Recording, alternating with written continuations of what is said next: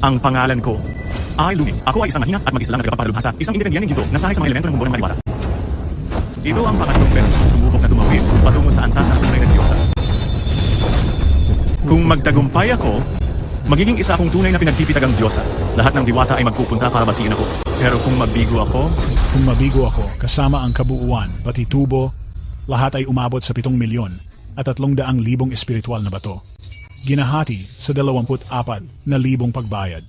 Ibig sabihin, kailangan mo ng 24,000 taon para mabayaran ang utang. Kaibigan Lou, ikaw, sigurado ka bang gusto mong mag-loan? 7,300,000? Hindi ba masyado kayong tuso niyan? 10 milyon lang ang gusto kong hiramin na pangunahing halaga. Grabe ang taas ng interest nito. Labag na labag sa batas ng mundo ng diwata.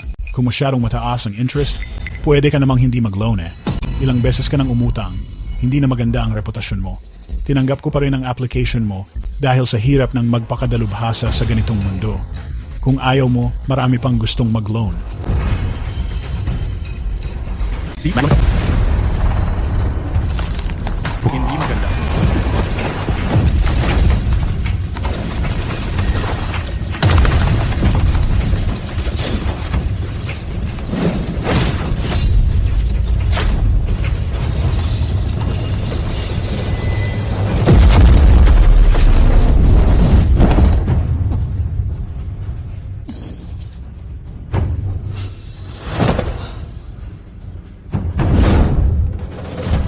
Walang kwentang hangal. Nagmamalaki pang nagnanais na mag-breakthrough para maging tunay na immortal. Ngayon, kukunin ko na ang pinakapuso mo. Gagawin kitang alipin ng isang immortal habang buhay. Babayaran mo pa rin ang utang mo.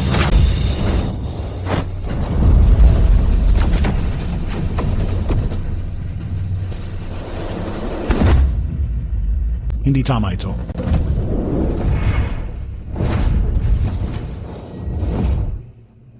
Ano ito? Reinkarnasyon na talisman. Ano ito? Matagal ko nang inasahan. Itong isang galawan ko, mas pinili ko pang mag-reincarnate at bumaba sa mundo bilang tao. Ang tusong bata.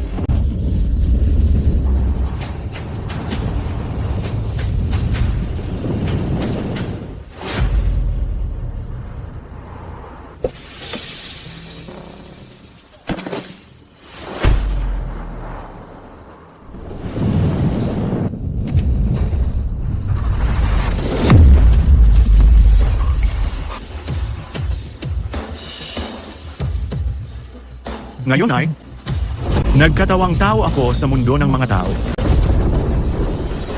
Buti na lang, may iniwang panangga. Parang pinagbihisa ng katawan. Nagkatawang tao ako sa mundo ng mga tao. Tiyak na mauuwi lang ako sa kamay ng mga walang pusong iyon alipin ng diwata. Ang talisman ng reinkarnasyon talaga ay malakas. Talagang napagtagpo ako sa katawan na pantay sa dati kong anyo. Bukod pa rito, utang din ang dahilan kaya napahamak ang katawan na ito. Ayos lang. Kung talagang nakatakda, tatanggapin ko na lang. Silipin ko muna kung kumusta ang espiritual na lakas ng mundo na ito.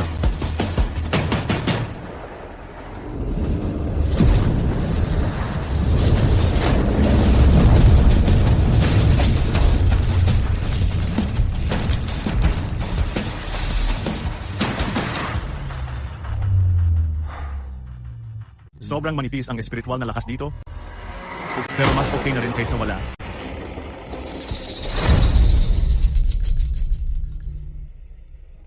Ang bagay na ito,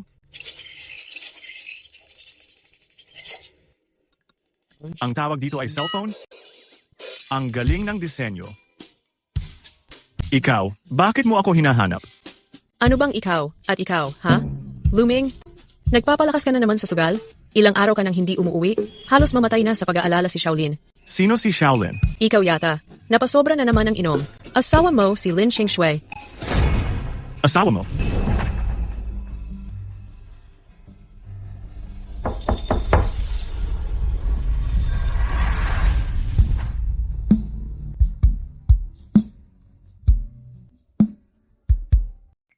Ito ang asawa ko, Lin Qingshui.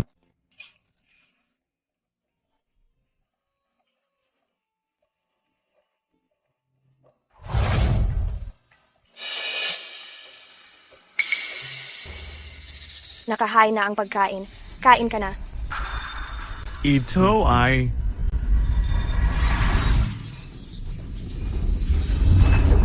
So, ginagamit pala niya ang espesyal na sign language para sa mga bingit pipi dito sa mundo ng tao.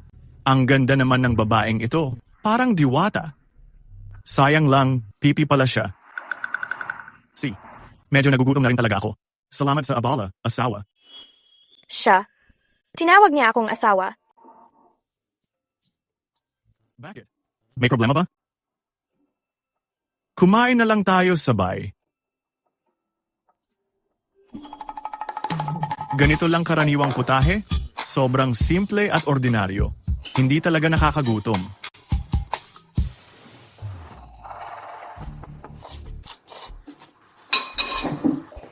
Uy, asawa. Bakit ka nakaupo dyan? Halika dito, sabay tayo kumain. Bakit tulala ka dyan? Dito ka na.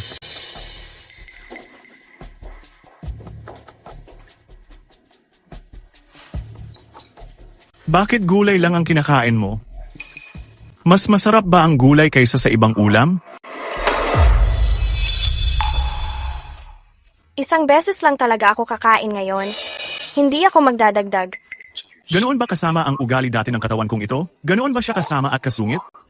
Hanggang sa napabayaan niyang ganyan lang ang asawa niya, mas mababa pa sa mga kasambahay?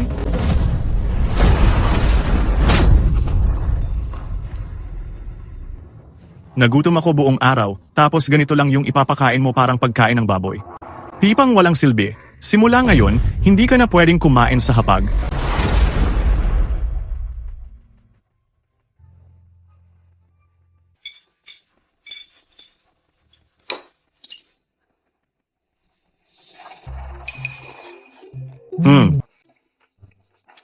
Kahit na tira-tira lang to, masarap din naman ang lasa. Pero kahit masarap, hindi naman pwedeng ito lang ang kainin.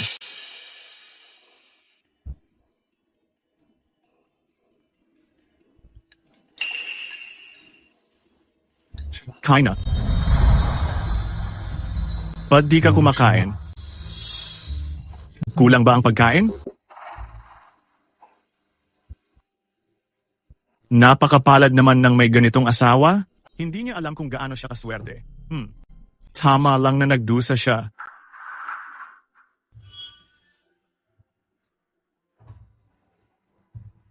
Kung talagang tadhana ang nagdala sa akin dito sa mundo ng tao, edi sige, susubukan ko na talagang mabuhay ng maayos. Simulan natin sa pagiging mag-asawa. Luming, buksan mo ang pinto. Sama ka sa sugalan. Pag nahuli tayong dumating, mauubusan tayo ng upuan. Buksan mo ang pinto. Ano ba ang tinatamad-tamad mo dyan?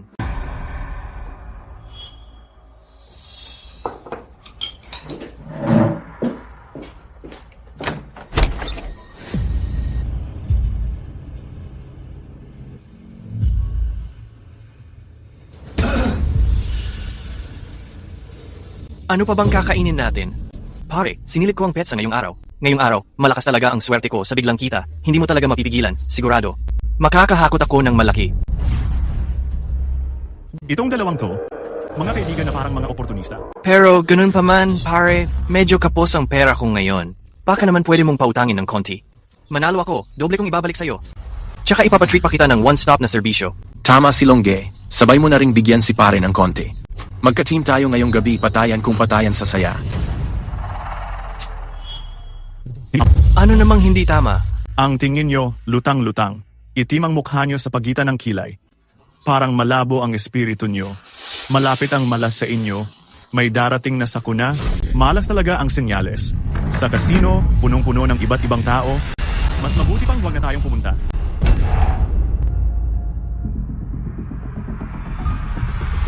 Pwe. Ano ka ba, Lucy? Puro pamahiin ang sinasabi mo. Oo nga, ayan ka na naman, parang nanay mo. Anong pinagsasasabi mo? Bigyan mo naman ako ng 2,000. Kung ayaw mo, kami na lang dalawa ang pupunta. Ara, maglabas ka na ng pera. Anong sitwasyon ba, Hipag? Pinggi ka ba? Hindi ka naman pipi. Sinasabi ko sa'yo, maglabas ka na ng pera? Hindi mo ba narinig?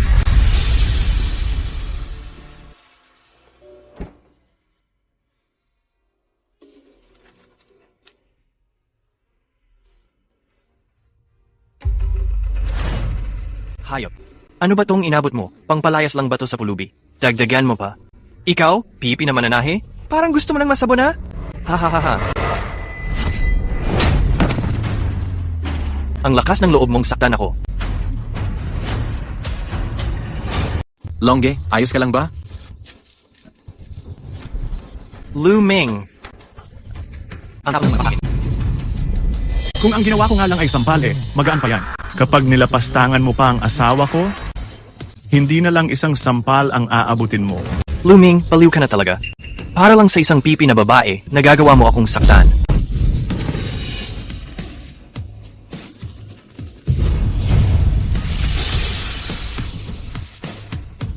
Ano? Hindi ka pa aalis?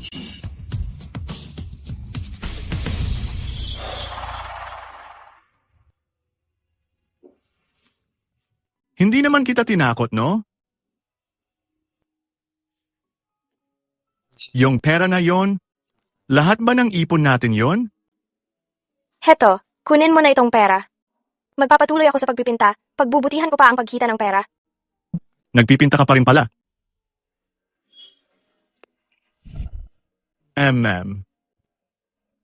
Ayos din. Maganda ang pagkakagawa, may dating ang tanawin. Malalim ang kahulugan. Dito sa mundong ordinaryo. Dito, pwede na tong sabihin na maganda ang likhang sining na to. Ikaw, pinuri mo ako? Hindi ba obvious? Hindi mo pa ako pinapuri dati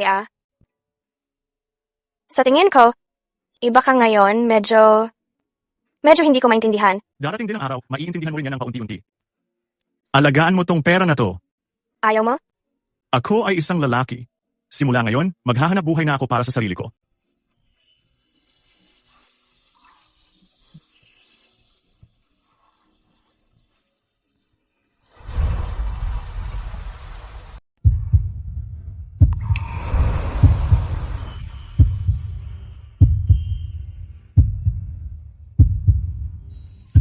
Nagkaroon ng malubhang sakit noong bata pa. Dahil dito, nawalan ng kakayahang magsalita. Hindi naman masyadong malubha ang sintomas. Kung makainom ng isang Windling Dan, malamang gumaling na. Pero ang mga sangkap para gumawa ng Windling Dan ay nasa mundo ng mga ordinaryo. Baka mahirap hanapin lahat. Yung sakit mo na hindi makapagsalita, pwede talagang magamot. Hindi talaga gagaling. Ang sakit ko ay hindi na magagamot. Tsaka wala naman tayong pera. Basta, okay ka? Kahit anong mangyari sa akin, ayos lang. Ako si Luming, tanging hangad lang ay matuto ng Dao. Mula sa pagbuo ng pundasyon hanggang sa Yuan Ying. Hanggang sa pagharap sa mga pagsubok at paglipad pataas, naging isang golden immortal sa mataas na mundo. Nagpractice ng daan-daang libong taon. Pero hindi pa kailanman nakilala ang ganitong kabait at maunawain na babae. Pero ang Luming dito sa mundong pangkaraniwan, isang tambay at walang hiya, nakakuha pa ng ganitong swerte. Shaolin? Anong nangyari kanina? Narinig ko mula sa taas.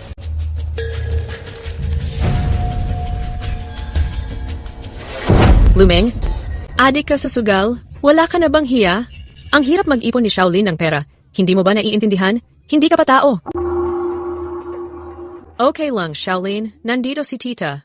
Si Lumeng ngayon, walang karapatang abusuhin ka. Lumeng, 6 na buwan ka nang hindi nagbabayad ng renta kay Tita. Magbayad ka na. Ikaw ba yung tumawag sa akin kagabi? Fang. Tita? Luming, nagkukunwari ka pang may amnesia sa akin, ha? Ito ang pera, kunin mo na. Tita, pahabain mo pa ng ilang araw, pangako. Shaoling, hindi naman kukunin ni Tita ang pera mo. Si Tita, hindi lang matanggap si Luming na hindi marunong magpasalamat.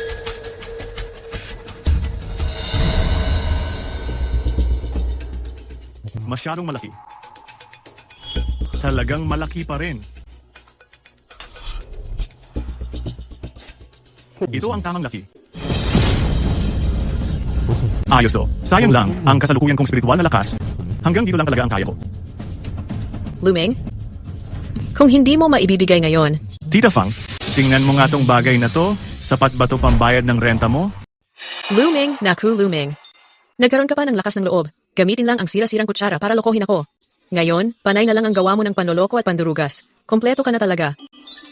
Si Shaolin, napakabait na babae niyan. Sumama pa sa'yo. Talagang napakasamang kapalaran ang sinapit niya dahil sa'yo. Totoo ba o hindi? Tingnan mo nga muna.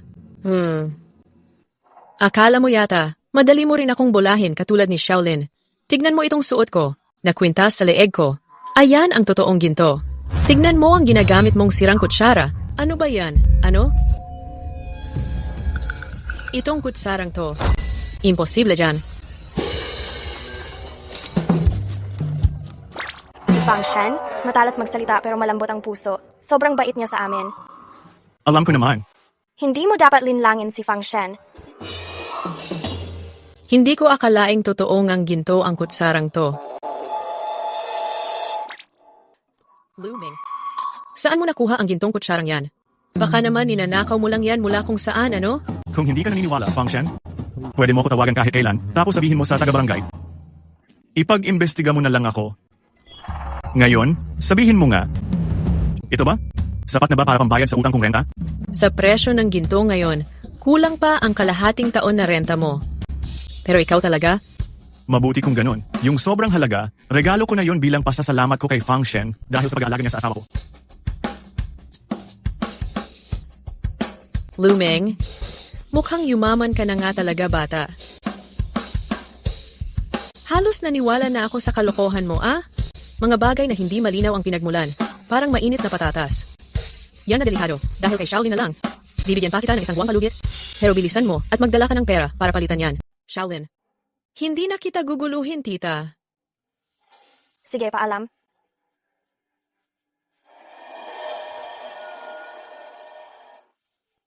Sa wakas, makakakain na rin ng maayos?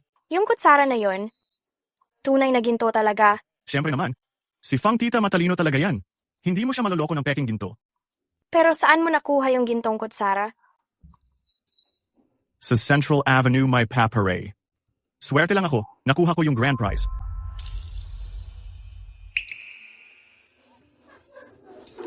Bakit umiiyak ka pa?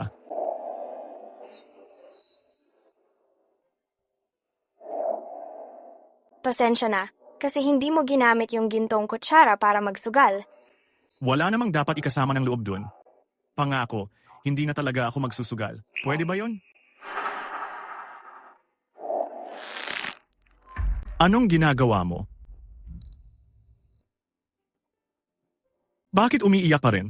Huwag ka nang umiyak, huwag na please.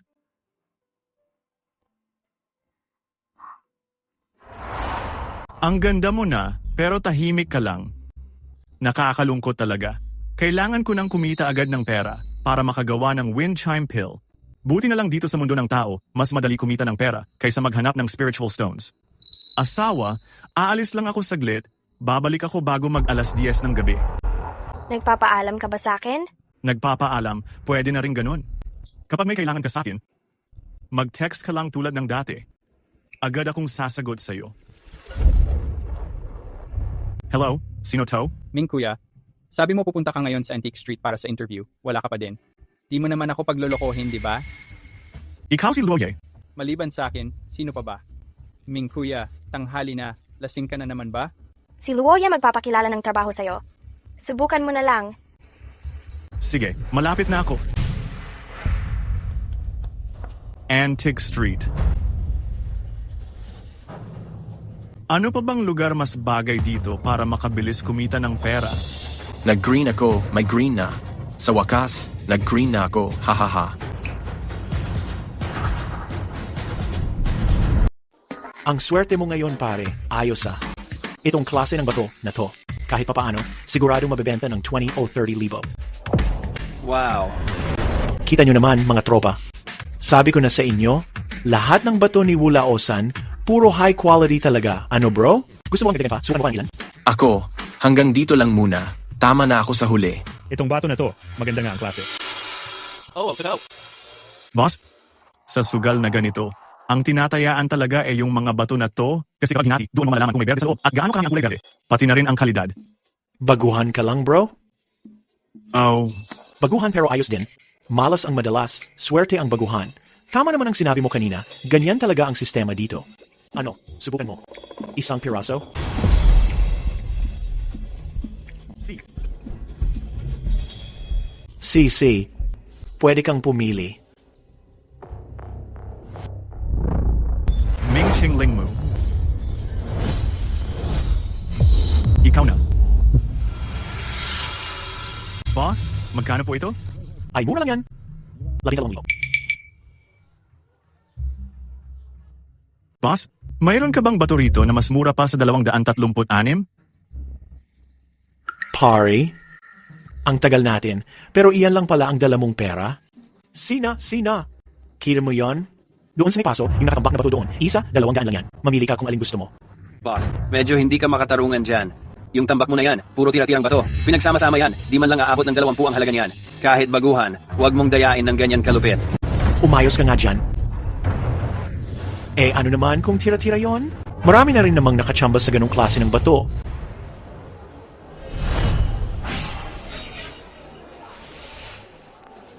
Sige, isa na nga lang.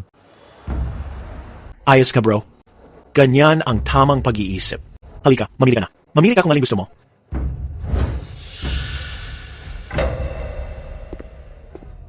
Itong bato na, ito na lang.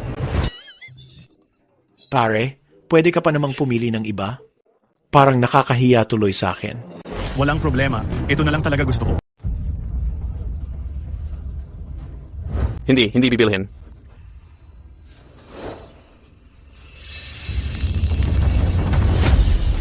Ay, ano to? Berda. Buong berde. Hindi ba't ito ay isang piraso lang ng tira-tirang bato? Paano nagkaroon ng buong berde dito? Mali yata. Eto pa rin ang klase ng yelo, buong berde. Sa itsura at laki nito, magsisimula na sa milyon yan. Tol, yayaman ka na. Bakit nandito rin siya? Diba si Luoye ang nagpakilala sa kanya ng trabaho? Bakit siya nandito at sumusubok swerte sa mga bato? Pupuntahan ko kaya siya? Mukhang tama ang sinabi ng boss.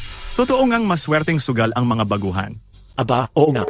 Pare, ganito. Pwede ba ganito? Bibilhin ko na ang bato mo? Eden R.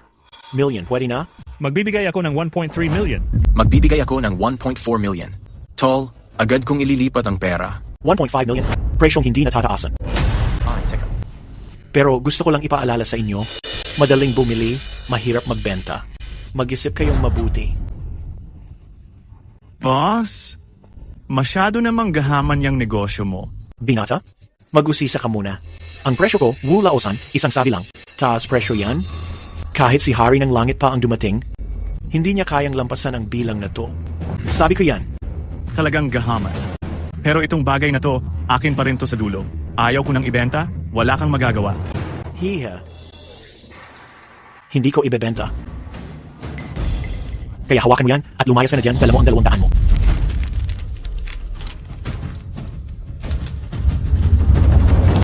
Palaging mahalaga sa kanya ang pride niya.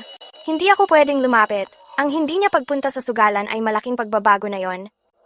Kailangan bigyan ko siya ng panahon para magbago. Miss, ibebenta mo ba ang mga painting mo?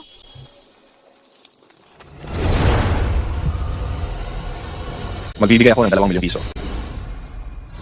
Si, sir.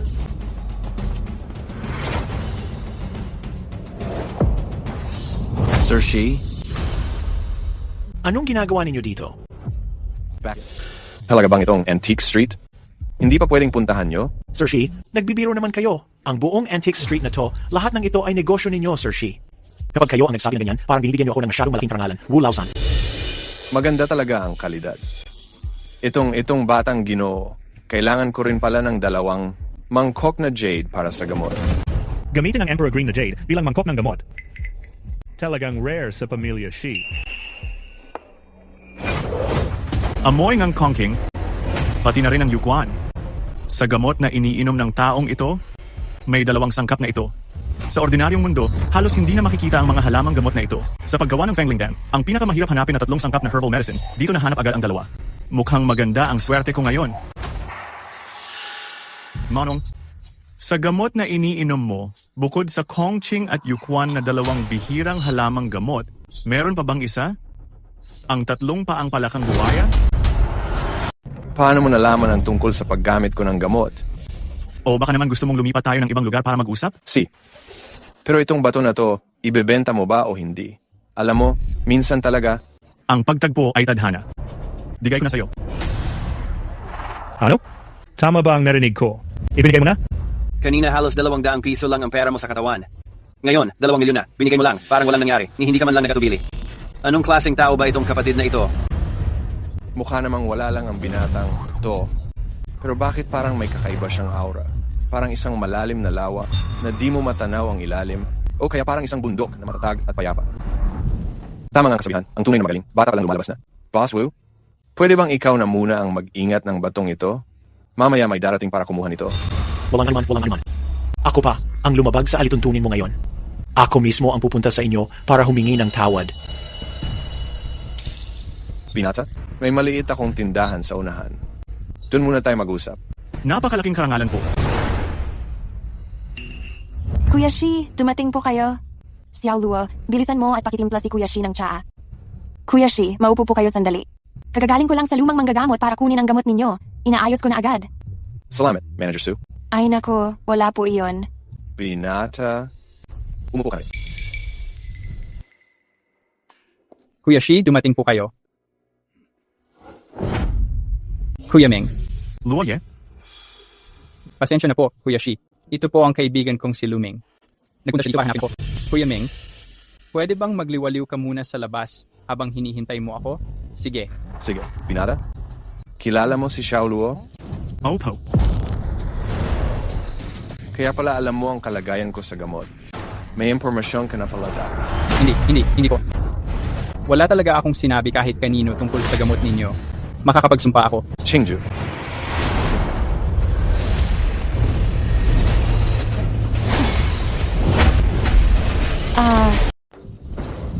Wag.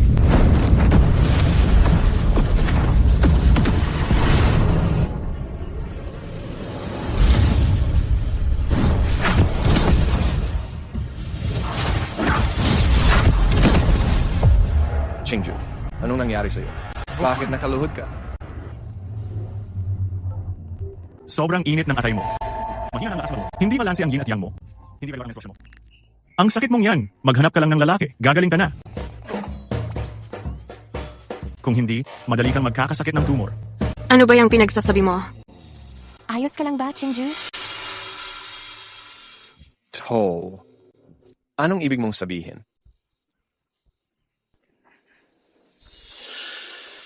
Shia, inumin mo na ang gamot.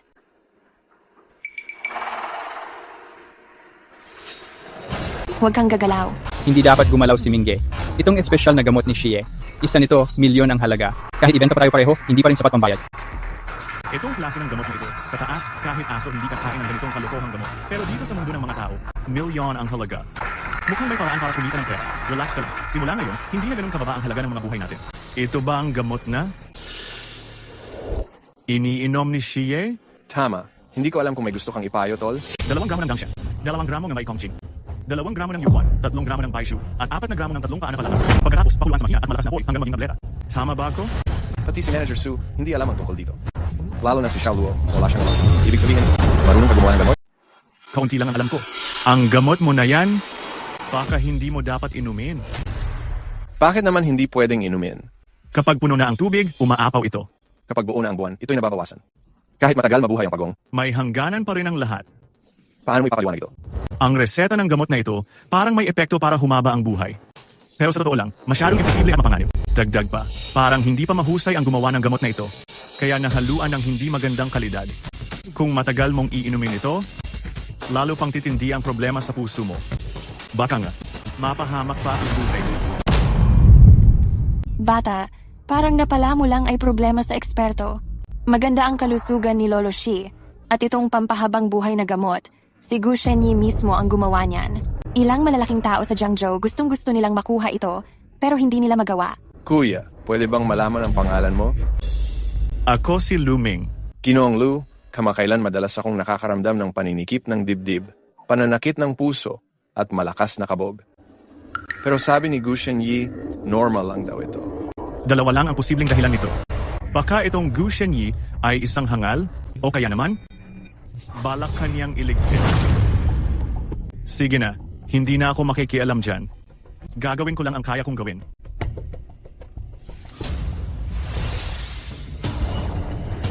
Anong ginagawa mo?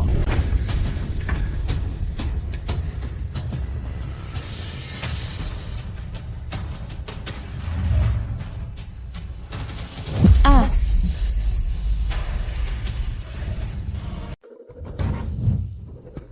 Mingka, ginagawa mo bang magic trick yan? Huwag ka na magbiro. Bilisan mong kunin ang gamot ni Sir Shi. Hindi natin kayang pagtripan ng ganitong biro. Xiaoluo. Ginoong Lu. Naiba na ang bisa nitong gamot. Bagamat hindi ito kasing taas ng kalidad, pero pagdating sa pagpapalakas at pagpapalusog ng katawan, mas malakas na ito kaysa dati. Ang mas mahalaga, wala itong side effects. Ginawa mo ba talaga ang gamot na ito gamit lang ang kamay mo? Ginoong Lu, hindi ba't parang sobrang nakakagulat naman to? Pag inom mo, 3 araw lang, makikita ang epekto. Hawakan mo na. ang matandang master na manggagamot, kailangan ng 49 na araw para gumawa ng longevity pills. Ikaw, mabilis lang. Parang laro mo lang ginawa. Tapos sinasabi mong mas pinalakas pa ang bisa? Kung iinumin o hindi, si Sir Shi pa rin ang magdedesisyon. Kung totoo nga ang sinabi mo, tinutulungan mo nga ako? Pero anong kapalit? Siyempre, may hinihiling ako. Oh, Ginoong Lu, sabihin nyo lang, walang problema. Kailangan ko ng tigdalawang tile ng Kongqing, Yuchuan, at Longgu. 2 tile? 2 tael? Ang 3 halamang gamot na yan, sobrang bihira na ngayon. Kahit isang tiyan, ilang libo na ang halaga. At kahit may pambili ka, wala rin nagbebenta niyan. Ngayon, gusto mo agad ng tig 2 tael. Kung sa tingin mo, Sir Shi, na dehado ka, bibilhin ko ng orihinal o mas mataas pang presyo. Pero, umaasa lang ako na mapagbibigyan mo ako ng ilang araw pa. Mingka, ano na namang trip mo ngayon? Bakit kailangan mo pa ng mga mamahaling halamang gamot na yan? Alam mo naman siguro kung sino si Sir Shi. Kapag nangutang ka sa kanya, tapos di mo na ibalik, patay ka.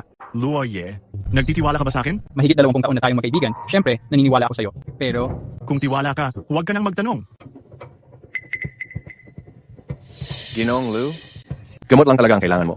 Tama. Oh sige, bukas. Bukas, Ginoong Lu, punta ka dito para kunin ang gamot. Wala akong sisingilin kahit piso. Bilang pagkakaibigan na lang. Mengge, dapat alam mo naman ang kapangyarihan ni Xie. Huwag na huwag kang magpapakana ng kahit anong kalokohan para lokohin si Xie. Kung matutuklasan ni Xie, wala nang sino man na makakapagligtas sa'yo.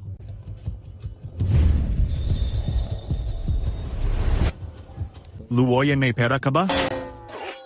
Hindi ka na naman siguro magpapakapuyat diyan sa sugal, no? Nagkakamali ka. Gusto ko lang sanang mabilhan ng damit ang asawa ko.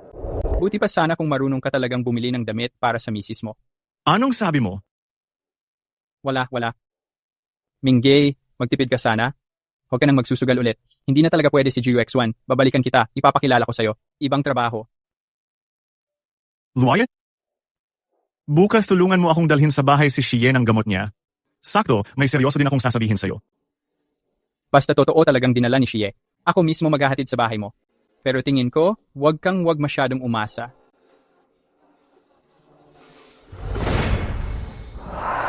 Parang ang gaan ang pakiramdam ko. Xie, totoo bang naniniwala ka kay Luming? Qingzu?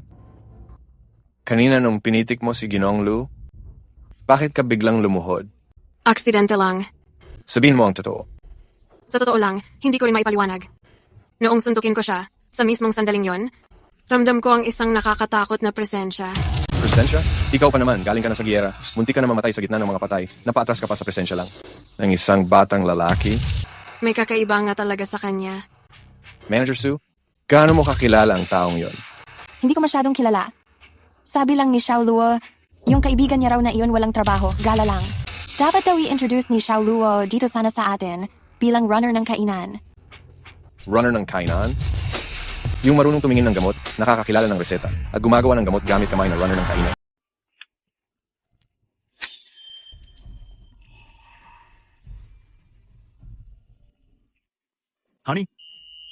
Honey, nandito na ako. Honey, para sa'yo to.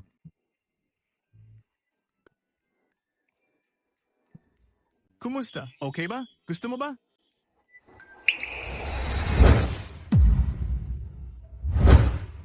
Kaya pala siya. Bumili ng damit para sa akin. Kaya siya nagpunta sa sugalan ng bato. Kung gusto mo, subukan mo. Ayoko. May mga damit pa naman ako. Ibalik mo na lang agad. Sandali lang.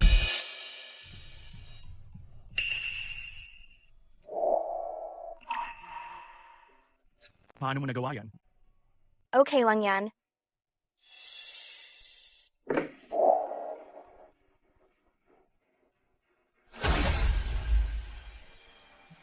Halika. Ayos na. Pwede ko nang tanggapin ang perang to, pero tong damit na to, kailangan mo ring tanggapin.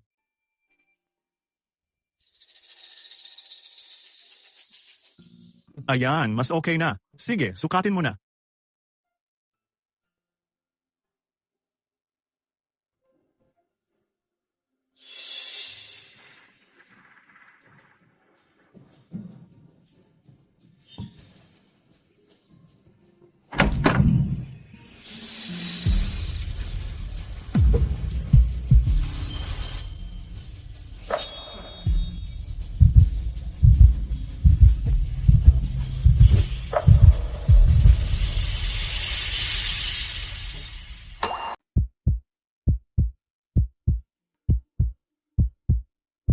Ang mga diwata sa mundo ng langit, parang ganito lang din pala. Ay, oo nga pala.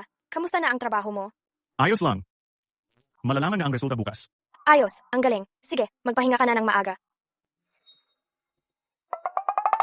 Dito na ba tayo matutulog sa iisang kama? Parang hindi yata tama. Sorry, ilang araw ka nang hindi umuuwi, kaya ako na lang ang natulog sa kama. Lilipat na ako sa sofa ngayon. Ay, ang liit ng sofa. Paano ka matutulog doon? Hindi naman dati. Lagi lang akong sa sofa natutulog, di ba? Ay, kaya pala, hindi pala kaya iwan siya sa nitong bagay. Tuwing gusto niyang maging malapit at magkasama sa kama, hindi niya kaya. Kaya sa inis niya, sa partner niya binubuntong ang sama ng loob, pinapatulog niya sa sofa ang kabilang panig. Simula ngayon, ikaw sa kama, ako sa sofa. May nagawa ba akong mali? Bakit mo natanong yan? Kung wala naman akong kasalanan, bakit ka matutulog sa sofa? Kung gusto mo, pwede tayong magkasama matulog sa kama.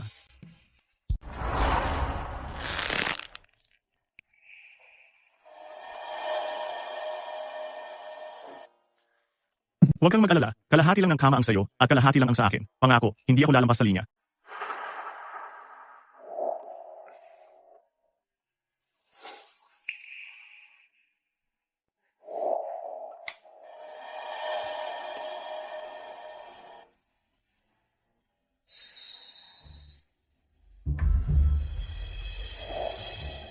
Panatag ang isip at kalmado ang damdamin.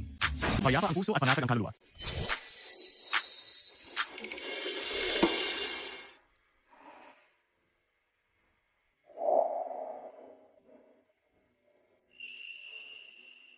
Sa ganitong ganda ng gabi, perpektong oras ito para sa pagninilay.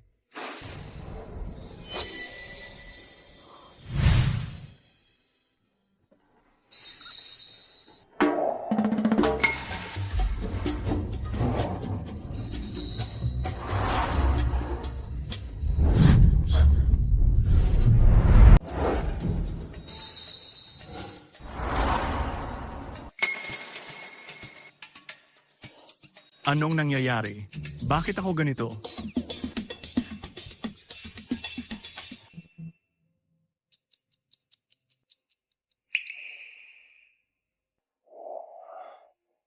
Ang hina talaga ng katawan na to. Nag-meditate lang ako buong gabi. Pagod na agad ako ngayon.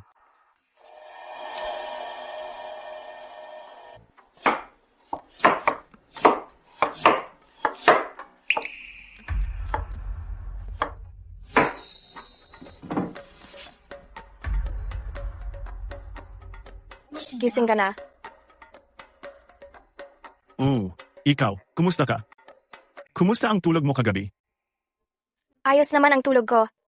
Mauna ka nang maghilamos. Malapit nang maluto ang pagkain.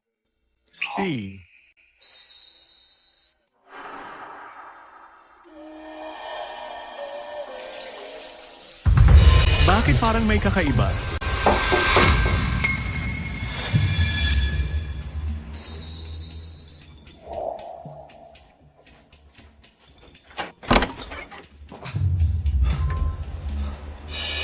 Luayi? Anong nangyari sa'yo? Ming Jae, ang astig mo talagang dinala ni Shiye ang mga gamot.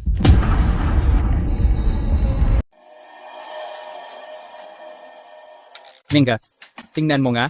Si Shie talaga ang nagbigay ng gusto mong mga gamot.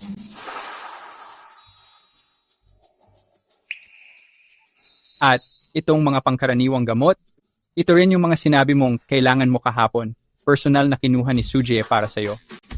Ayos yan. Mingha, paano mo nga ba nagawa yon? Yung tableta na yon, ikaw ba talaga ang gumawa noon ng kamay mo? Ano tingin mo? Sa palagay ko, parang hindi yata. Yun na nga, trick lang yon. Sabi ko na eh. Oo nga pala, eto pa. Sabi ni Sujie, si Shie hindi kailanman tumatanggap ng utang na loob. Ito raw yung bayad ni Shie sa binili niyang bato mo kahapon. Grabe naman. Mingge, bakit parang gulo ng isip ko? Kahapon binuksan mo yung bato at ibinigay kay Shie, magkano talaga halaga ng bato na yon? Hanggang sa pumayag si Shie, nabigyan ka ng ganyang kamahal na gamot? Hindi naman ganun kalaki. Sapat na yun para mapagpasahin ng maliit na shop. Ano yung sinabi mo? Tama ba dinig ko, Mingge? Sapat para sa tindahan? Gamitin mo tong pera na to. Magrenta ka ng pwesto sa Antique Street. Hindi kailangan malaki. Basta pili ng maganda at maayos na lokasyon. Mingge, totoo bang magbubukas ka na ng shop? Hindi lang ako. Pati ikaw din. Kasama rin pala ako? Tama. Ikaw ang magiging manager. Ikaw ang bahala sa araw-araw na operasyon. Hating kapatid tayo sa kita. Ano bang nangyayari? Kahapon, doon sa Antique Street, may nabuksan akong magandang klase ng Jadestone. Nabili ko ng maganda-gandang halaga. Plano kong gamitin yan para magbukas ng maliit na tindahan. Mula ngayon magkakaroon na tayo ng tiyampong kita. Totoo ba yan?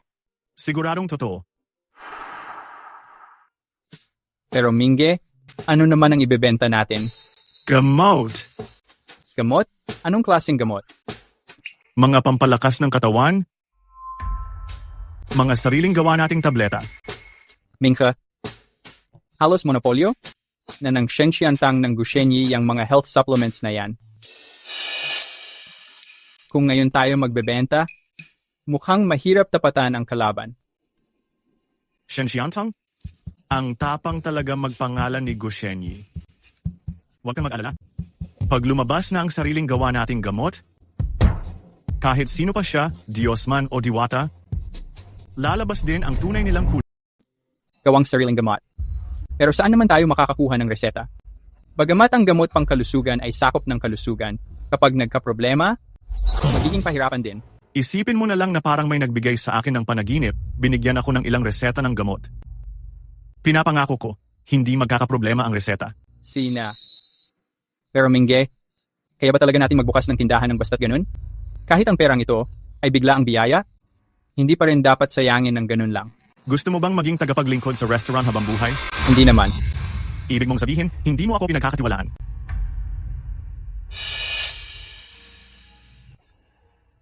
Mingge, talaga bang binili mo ang bagong damit para kay ate? Ano pa nga ba? Akala mo nanugal na naman ako? Minghe, parang nagbago ka na talaga. Sige, naniniwala na ako sa'yo. Pero hindi pwedeng hatiin ng pantay ang kita. Pinakamataas na 30% lang ang kukunin ko. Ayos, ikaw na ang bahala.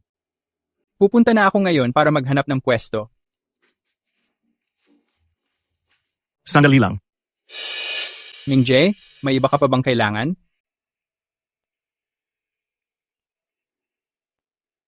Kahapon, nang hiram ako sa iyo ng $1,800, pati ang dati ko pang utang, lahat-lahat 31,500 piso. Ang perang yon, kunin mo na lang sa card na ito. Mingge, ano bang sinasabi mo?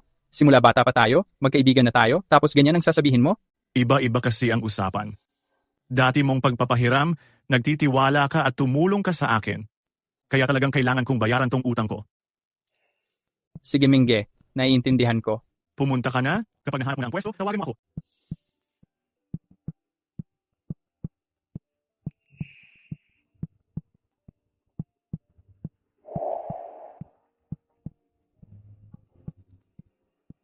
Bakit umiiyak ka na naman? Parang nananaginip ako. Pero magandang panaginip yan. At ang magandang panaginip na to, saka pa lang nagsisimula.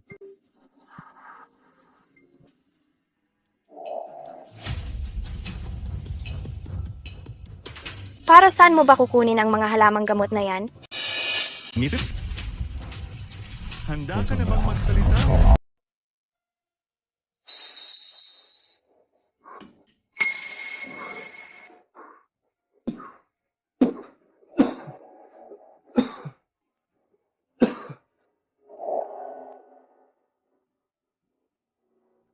Ubo. Walang problema, ayos lang ako. Mrs., tingnan mo.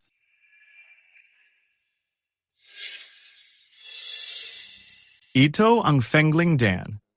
Kapag kinain mo ito, makakapagsalita ka na.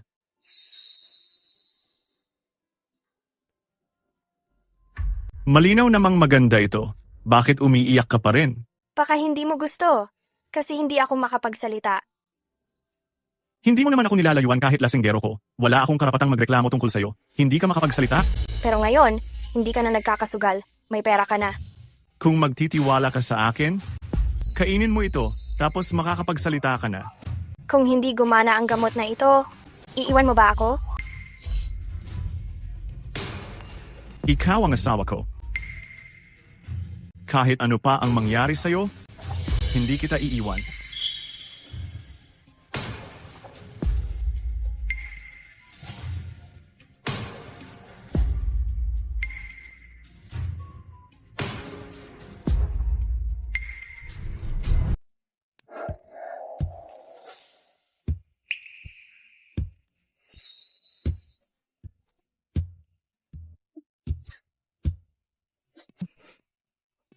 Anong nangyari, mahal?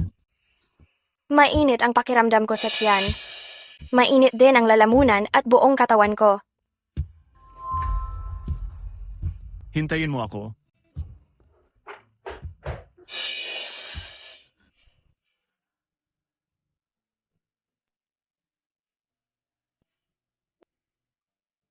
Inumin mo ito.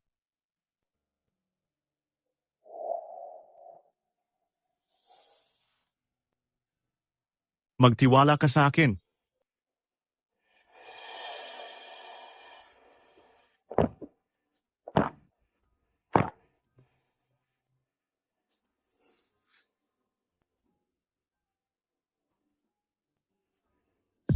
Sabihin mo na. Ang ibig kong sabihin ay, ano ang gusto mong sabihin sa akin? Buksan mo ang bibig mo at sabihin mo na. Ibuka mo ang bibig mo. Magsalita ka.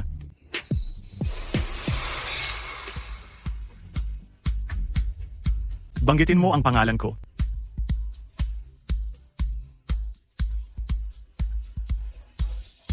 Tama, ganyan mo nga bigkasin. Lou. Ayos lang. Ngayon kaya mo nang gumawa ng tunog. Sa ilang araw pa, mababalik na sa normal ang pagsasalita mo.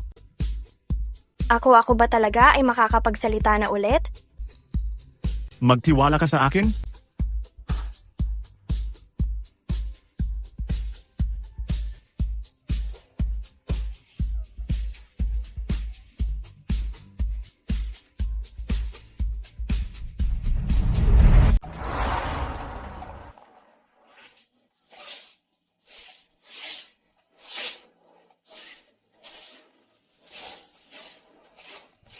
Luoy.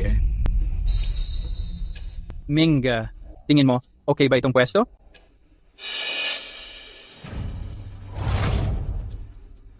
Hindi kaya kay Shie itong tindahan na to? Minga, sa Antique Street na to, halos 80% ng mga tindahan. Kay Shie talaga. Narinig ni Sujie na magbubukas tayo ng shop. Kaya sinabi niya kay Shie. Hindi ko inakala na hindi na nagdalawang isip si Shie. Pinaupa agad sa atin. Itong magandang pwesto. Ayos. Paano ba? Tara na sa loob. Ano sa tingin nyo? Anong pangalan ang maganda para sa pwesto natin? Saktong gusto ko sanang itanong sa'yo yan. Pag nakapili na ng pangalan, mas madali na gumawa ng signboard. Kung ako ang tatanungin, dahil nagbebenta tayo ng health supplements, pwedeng tawagin na Dalitang. Pharmacy tayo, hindi gym. Oo nga naman. Excision Tang. bagong simula, bagong buhay. Maganda yan ha, Hipag. Ha? Hi, Hipag mo. Ikaw. Nakalimutan kong sabihin sa'yo, nakakapagsalita na si Hipag mo. Pero ngayon, kaunti pa lang nasasabi niya. Hipag, paano? Paano ka biglang nakapagsalita? Sorry, hindi kita tinakot, ano? Minga. Pakulo mo rin to, ano? Ingat kayo sa daan. Tandaan mo, matanda. Kung naglakas loob kaming pumunta rito, hindi kami takot kahit kanino. Shie. Simula ngayon, buwan-buwan kailangan magbayad ng ganyang halaga ng protection fee. Gets, boss. Gets.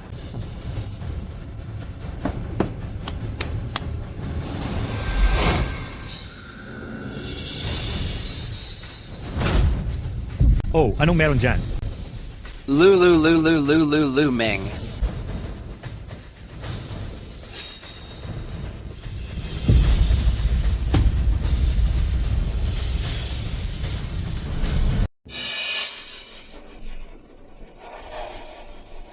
Hindi namatay ang batang yon. Kagabi, kitang-kita naman natin na tayo mismo ang gumawa noon. Kuya, anong gagawin natin? Huwag kayong magdesisyon ng basta-basta. Bumalik kayo at mag-report kay Kuya Hu.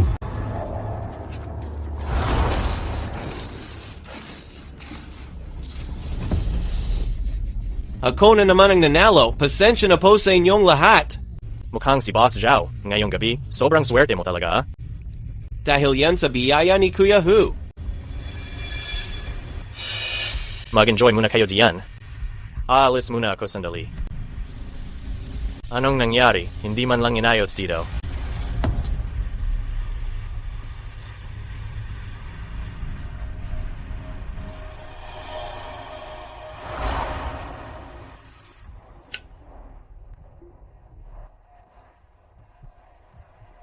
Hindi namatay. Sigurado ba kayo? Siguradong sigurado. Pareho naming nakita. Ilang araw na ang nakalipas, nakita natin na halos wala ng buhay yung bata dahil binugbog ni Kuya Hu. Pero ngayon, parang walang nangyari sa kanya. Ang weird talaga. Sina? Kung hindi naman pala siya namatay, bakit kayo natatakot? Kung hindi pa siya patay, kailangan niyang bayaran ang utang niya sa akin. Bukas, kayong dalawa, balikan niyo ulit yung batang yon. Kunin niyo yung pambayad. Kuya Hu, nandito na si Dr. Gu. Papasukin niyo siya. Sandali, yung dalawang sagabal diyan, itaw niyo sa ulo ng aso. Opo. Kailan niya mababayaran ang utang? Saka lang natin sila palabasin kapag nakabayad na. Teka. Tandaan niyo, bigyan niyo si Luming ng 3 araw. Kung hindi pa rin niya mabayaran sa loob ng 3 araw, kayong dalawa ang magbabayad para sa kanya. Naiintindihan niyo ba? Ming Bai Huga. Umalis ka.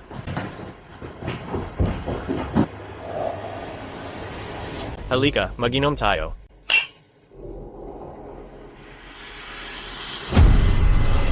Goodbye, Hu. Dumating na si Gu Shenyi. Halika, maupo ka at magkwentuhan tayo. Gu Shenyi. Halos kalahating taon na nga ito. Yung matandang si Shi, bakit parang buhay na buhay pa rin siya? Hindi mo naman ako niloloko, di ba? Bilang patunay ng langit at lupa, goodbye, Hu. Kahit bigyan mo pa ako ng 10 tapang, hindi ko kayang lokohin ka. Yung tao na yon, tiyak, hindi tatagal ng lampas sa susunod na buwan. Sapat na yan na sinabi mo. Pag nakuha ko na ang Guanjie, hindi ka mawawalan ng magandang benepisyo. Salamat, goodbye, Hu. Pero gusto ko pa rin bigyan ka ng paalala. Kung hanggang sa susunod na buwan, buhay pa rin yung tao, ikaw ang mamamatay. Ang galing na nakakapagsalita na si Xiaozi. Kaya ngayon, magbubukas pa ang bagong tindahan natin. 2 saya agad ang dumating. Halika, Mingje, Xiaozi, magtsaa tayo. Hindi pa ngayon ang pinaka-okay na panahon para mag-recover. Mag-adapt pa ng ilang araw. Tapos, tuluyan ka ng makakabawi. Mahal ba kaya ang renta dito? Hindi naman. Pinatapatan pa ni Shia ng diskwento para sa atin. Mingge, Xiaozi, Ngayon na napag-usapan na natin, ibabalik ko na sa inyo ang card. Ang password ay 6 na 0. 23,000 pa ang natitira doon. Mamaya, aayusin ko ang lahat ng gastusin para sa pagbubukas ng tindahan, tapos papatingin ko sa inyo ang listahan. Sandali? Sandali lang. Sabi mo, magkano ang laman ng card na yan? Kuya Ming, hindi mo pa nasasabi kay ate kung magkano ang kinita mo sa pagbenta ng bato mo? Swerte lang. Nakakuha ako ng bato na benta ng 2 milyon. 2 milyon? Huwag ka nang magulat. Sa susunod, hindi lang ito ang 2 milyong makukuha natin. Luoya, pag nagkaroon ka ng oras, ipadala mo na lang sa akin yung 500,000. Yung natirang pera, gagamitin ko para sa paunang gastos sa tindahan. Wag na, Kuya Ming. Nakapagtabi na ako ng 30,000. Sapat na yon para sa simula ng operasyon. Sige, mahal. Ikaw na bahala dito sa pera. Ginoong Lu. Mang Shi, Ginoong Lu, sa wakas, nandito ka na. may kailangan daw si Mang Shi sa akin. Yang babaeng yan, parang pamilyar ang itsura, ha? Nagkita na ba tayo dati? Asawa ko siya. Minsan, nagtitinda siya ng painting sa Antique Street. Baka nagkataon na nakita mo siya doon, Mang Shi. Akala ko si Mrs. Luna. Kaya pala napakaganda niya. Talagang bagay kayong dalawa, uy. Ano palang kailangan mo sa akin, Mang Shi? Narinig ko kasi kay Xiao Luo magbubukas ka raw ng tindahan, Ginoong Lu. Ako, bilang matanda na, nauna na akong bumati at batiin ka. Sabay na rin natignan kung may tutulong ako sa iyo. Halimbawa, koneksyon sa mga supplier ng gamot o kaya sa mga gumagawa ng gamot. May mga contact din ako dyan. Kung matutulungan mo ako, Mang Shi, mas lalo akong matutuwa niyan. Pero ganito, baka masyado naman kitang nababahala. Hindi ka na kailangan mangamba. Sanay na ako dyan. Ready na agad yan sa akin. Sa susunod, pakiusap kay Xiao Luo. Ay, tama ka pala? Dapat tawagin na kitang Manager Luo ngayon. 30 taon na sa silangan ng ilog, 30 taon na sa kanluran ng ilog, huwag mong maliitin yung batang walang pera dati. Ngayon, sinubukan mo ng mag-isa, matapang ka. Bilang dating boss mo, tama lang na tulungan kita. Maraming salamat, Mang Shi. Ganito, Luo ang may-ari. Ngayon, dalhin mo si Luo ang may-ari. Punta kayo sa Siyempre Yuan. Ibahagi mo kay Luo ang may-ari ang lahat ng connection at mga channel natin. Tandaan mo, huwag mong itago kahit na ano. Naiintindihan ko, si Shi ang boss. Luo ang may-ari, alis na tayo? Aba, Su ate, wag mo naman akong biruin. Ming kuya, mauna na ako ah. Sige lang, huwag kang mag-alala. Si Shi ang boss, sabihin mo na lang ng direkta. Lugino, maaari ba kitang kausapin saglit? Hintayin kita sa labas. Dear? Huwag mo akong tawagin ng dear. Bakit naman? Nagagalit ka ba sa akin? Kung ganun, dito ka na lang muna. Si Shi ang boss. Hindi naman ibang tao ang asawa ko. Wala kang dapat ikahiya. Hindi po, hindi ganon. Ang ibig kong sabihin, dapat mo nang palitan ang tawag mo sa akin. Tawagin mo na lang akong Ching Shue. Bakit naman? Angkinin mo na. Hinihiling ko lang. Pwede ba? Sige, Ching Shue. Ganito na lang. Gamitin mo ang perang yon. Bilhan mo ang sarili mo ng panibagong ballpen. Ang kamay mo para lang sa pagguhit, hindi para matusok. Grabe, pati ang detalye ng naputol na ballpen pansin niya. Naiintindihan ko.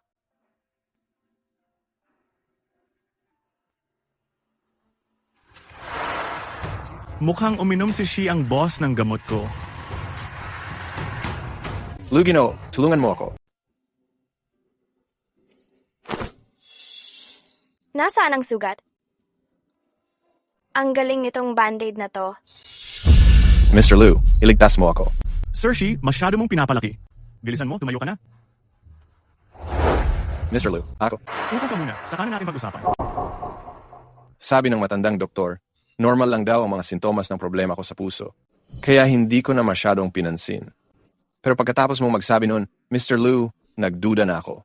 Pumunta ako sa ospital. Nagpakumpletong check-up ako. At ang resulta?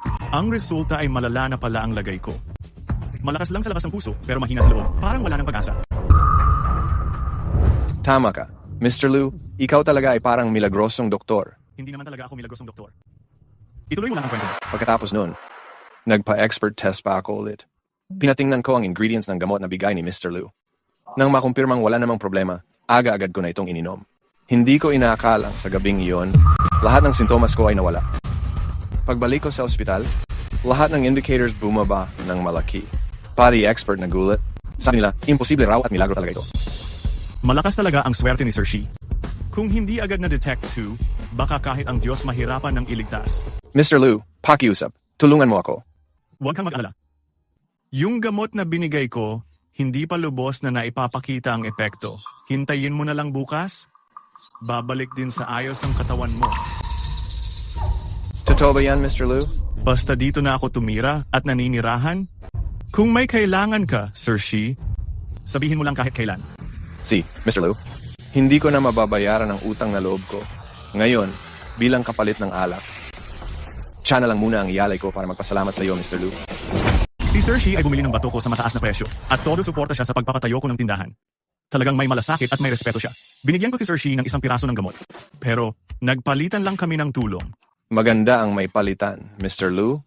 Sa tingin mo, yung gamot ng sinaunang doktor, yung pampahaba ng buhay na tabletas, may problema ba? Sa tingin mo ba sinadya yon? O hindi lang sinasadya? Sir Shi, ang dapat mong tanungin ay yung sinaunang doktor. Ang kinakatakot ko, baka magkaroon lang ng panandali ang hindi pagkakaintindihan sa sinaunang doktor. Baka masira pa yung samahan dito sa Antique Street. Hindi maganda yon. May sasabihin ako kay Sir Shi. Mr. Liu, pakiusap, sabihin mo. Pakikinig ako ng mabuti. Gawin ang tama ng may integridad. Mamuhay ng walang bahid ng konsensya. Wala kang aalalahanin at lahat ay magiging maayos. Kuya Ming? Sir Shi, ayoko nang istorbohin ang usapan ninyo. Kung okay lang, lalabas muna ako. Babalik na lang ako kapag tapos na kayong mag-usap. Kung okay lang sa inyo. Tapos na ang usapan namin ni Sir Shi. Okay, maganda. Kuya Ming, si Ate Sue, inirekomenda sa akin lahat ng pinakamahusay na tindahan ng gamot dito sa Antique Street at yung mga lehitimong supplier ng gamot. Tinulungan din niyang makipagkilala ako. Ngayon, handa na lahat, ang kulang na lang ay yung reseta mo. Kuha ka ng ballpen. Si. Sa totoo lang, naiintriga rin ako. Ano bang klase ng pangkalusugang gamot ang ibebenta rito sa Washington ni Mr. Liu? Kuya Ming? Pangkaraniwan lang naman, mga gamot na pampalakas ng katawan, laban sa sakit at pampahaba ng buhay. Halos pareho lang sa gamot na binigay ko kay Sir Shi. Yung klase ng gamot na yon, meron pa ba si Mr. Liu? Pwede akong bumili kahit mahal? Ilang piraso man, bibilhin ko lahat. Kung si Mr. Liu ay kailangang magsulat ng reseta dito, magsulat ng reseta, ang reseta ay mahalaga sa pananatiling matatag. Baka dapat kami ni Chingju pansamantala munang lumabas. Hindi na kailangan mag-abala.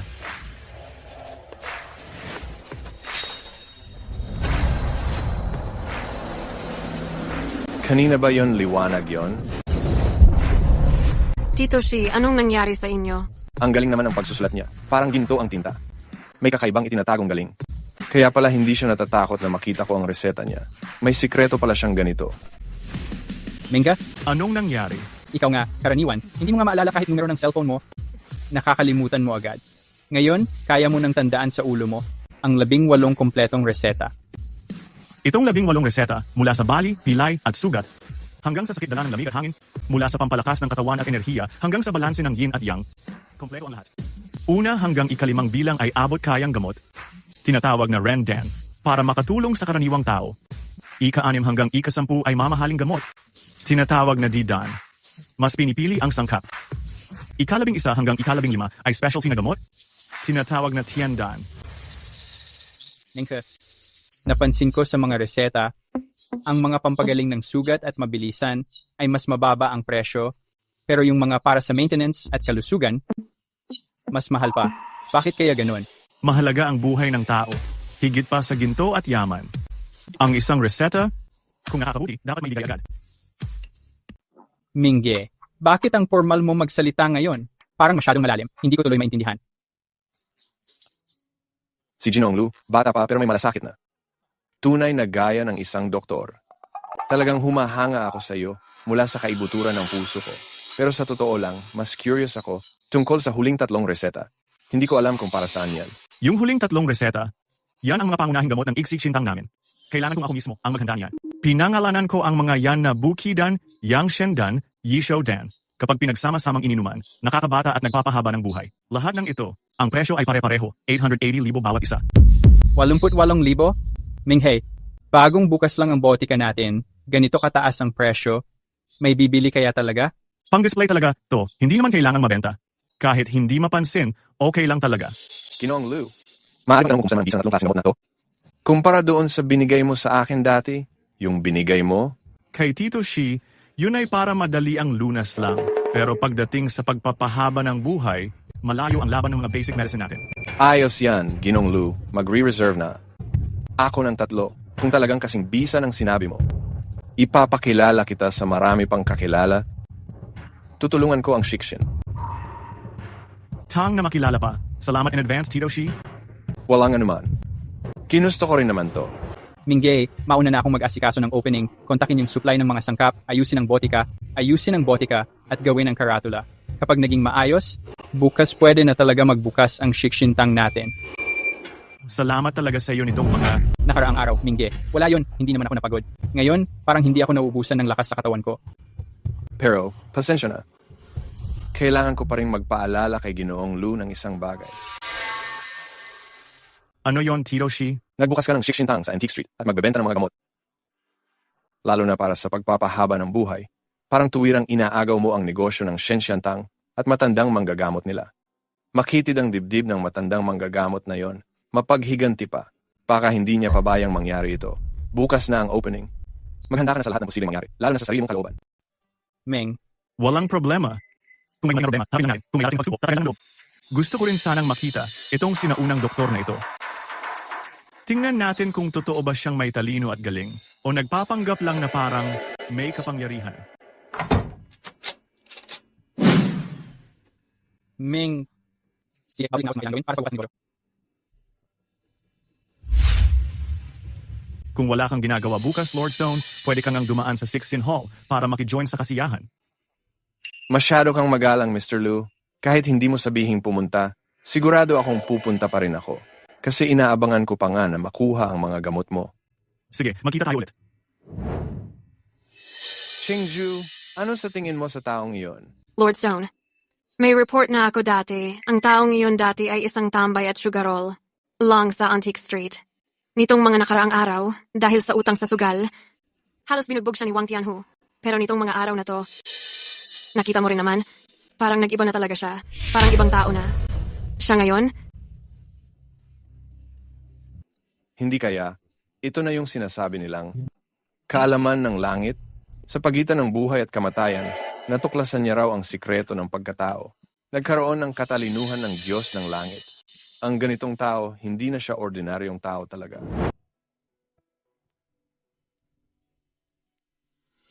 Magkano ang pen na to? 6,800. Itong isa? 1,200. Pati to? Miss, kanina ka pa dito. Tanong ka ng tanong pero hindi ka naman bumibili. Bibili ka ba o hindi? Bibili ako. Wala naman. Gusto ko lang bumili. Yung pen na hindi lalagpas ng 200. 200. Bibili ka ng pen na 200? Halika dito sa Wenjiaitang namin. Para saan? Pwede ka namang maghanap na lang ng kahit anong pwesto sa tabi ng kalsada. Bakit dito pa? Zenhei, ano ba yan? Ganyan ka ba makipag-usap sa customer? Wala ka man lang galang. Pa, dito sa Wenjiaitang natin, wala naman talaga tayong pen na hindi lalagpas ng 200 eh. Ang tagal na niyang nagtatanong dito, mukhang nakiusyoso lang naman siya. Pasensya na, hindi na ako bibili. Gusto ko lang malaman, magkano ba ang pinakamahal na pen dito sa tindahan ninyo? Sobrang mahal kasi ng... Masyadong mahal ang mga pen dito. Hindi ba may pera na naman tayo? Bakit pati isang mamahaling pen hindi mo pa rin magawang bilhin? Bagong bukas pa lang ang shop mo? Siyempre marami ka pang kailangang paggastusan. Ayokong magsayang ng pera. Kahit anong pen gamitin ko sa pagguhit, pareho lang naman. Lipatan na lang tayo ng ibang tindahan. Magkano itong pen na ito? Ang galing ng mata ninyo ah. Itong pen na to ang pinakamahal na paninda dito sa Wenjiaitang. Halaga nito ay 500,000. Pakilabas nga at gusto kong makita. Mas mabuting tingnan nyo na lang muna dito. Sir, sobrang mahal po ng pen na to. Pag nasira nyo po habang tinitignan, hindi nyo kakayanin bayaran. Kalokohan. Pen lang naman yan eh. Paano ba masisira habang tinitignan? Ikaw, sobra ka na talaga. Wala ka na bang respeto dito? Ibigay mo ang pen. Ikaw ba o ako? Ako ang boss. Sinabi kong kunin mo, kunin mo. Sir, heto na po. Salamat, boss. Pahingi rin ng papel at tinta para matry ni Sir ang pen. Sir, ito ay mula pa noong Qing Dynasty. Itim na may ginintuang disenyo. Ginawang espesyal para sa emperador. Ang kahit nito ay gawa sa pinakamagandang purple hairbrush. Iisa lang ang ganito sa buong mundo. Subukan niyo po muna. Tignan niyo kung comfortable. Uy, hindi mo pa nilulubog sa tinta. Marunong ka ba talaga ng calligraphy? Subukan lang kahit ano. Anong kinakabahan mo dyan, bata? Sir, pakisuyo. Dumampot muna ng tinta. Hindi na kailangan. Subukan lang kahit ano. Ano to? Sir, bakit ba ang lakas ng sulat mo? Hindi ka pa nga naglagay ng tinta. Baka naman inaasahan mong may mabubuo kang salita? Palitan na lang natin ng ibang shop. Itong panulat na to, peke yan. Anong pinagsasasabi mo dyan? Pa, tingnan mo siya. Pa, bakit ganyan ka? Peke. Tama. Kung hindi ka naniniwala, boss, silipin mong mabuti. Imposible naman na fake to. Ang husay ng sulat kamay ng taong to, sadyang kahanga-hanga. Paano maaring hindi niya makilala ang totoo at peke? Baka naman kasi, ganun pala. Boss, kung peke nga itong panulat mo, ibenta mo na lang sa akin ng 500. 500. Ang tingin ko sa inyo, puro kayo manloloko. Lumabas kayo rito! Tumahimik ka nga dyan.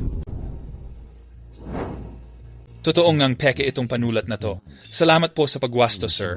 Kung hindi, ang shop naming Wenjai Tang. Baka napahiya lang kami sa lahat. Wenhi, ilagay mo na sa lalagyan ang panulat ni sir. Pa, matagal nyo nang inalagaan niyang panulat paano naging peke. Akala ko noon, mali pala ang tatay mo. Itong panulat na to, peke nga talaga. Sinabi ko sa iyo na magkunwari ka, kaya magkunwari ka. Ang dami mong sinasabi.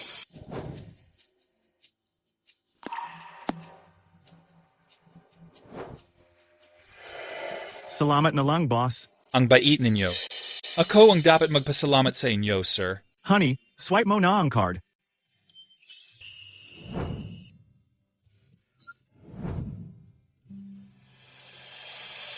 Tara na. Ingat kayong dalawa. Pa, ano ba talaga iniisip mo? Tumahimik ka. Tingnan mo to. Pa, wala namang laman to. Ano bang pinapanood mo dyan? Huwag kang masyadong madaldaw. Kunin mo ang ilang ginagamit natin panggawa ng pinong gold foil para sa gin. Sumalo ka ng isang dakot, tapos ibudbod mo pataas. Eto.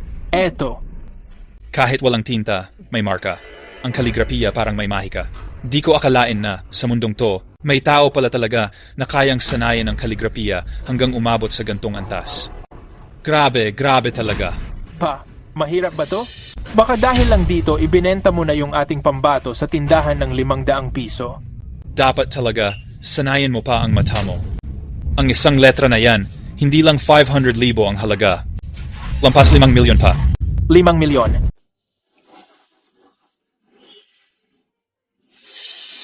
500 ang ginasta para lang sa isang ballpen. Hindi ba sobra namang sayang iyon? Paano kung pumalpak ang negosyo ko? Kailangan pa kitang asahan, ikaw pa ang magdadala ng kita gamit ang pagguhit mo. Ano sa tingin mo? Aasa ka lang talaga sa ballpen na yan? Kaya mo ba talaga? Sinangga. Kaya sisiguraduhin kong iingatan ko ang ballpen na to. Salamat. Sobra akong saya. Ang dali mo namang mapasaya. Tsaka mag-asawa naman tayo. Hindi mo kailangang maging formal sa akin ng ganyan. Siyempre masaya ako. Siyempre naman. Sa wakas kasi, ikaw ang unang nagregalo sa akin. Sa totoo lang, gustong-gusto ko talaga ang ballpen na to. Ngayon meron na akong ballpen. Hindi na masasaktan ang kamay ko habang naguguhit. Tara, alis na tayo.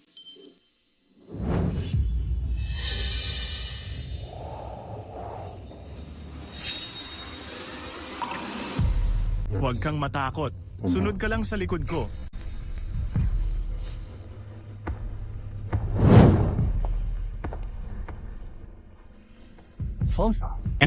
Ay naku, buti naman at nakauwi na kayo.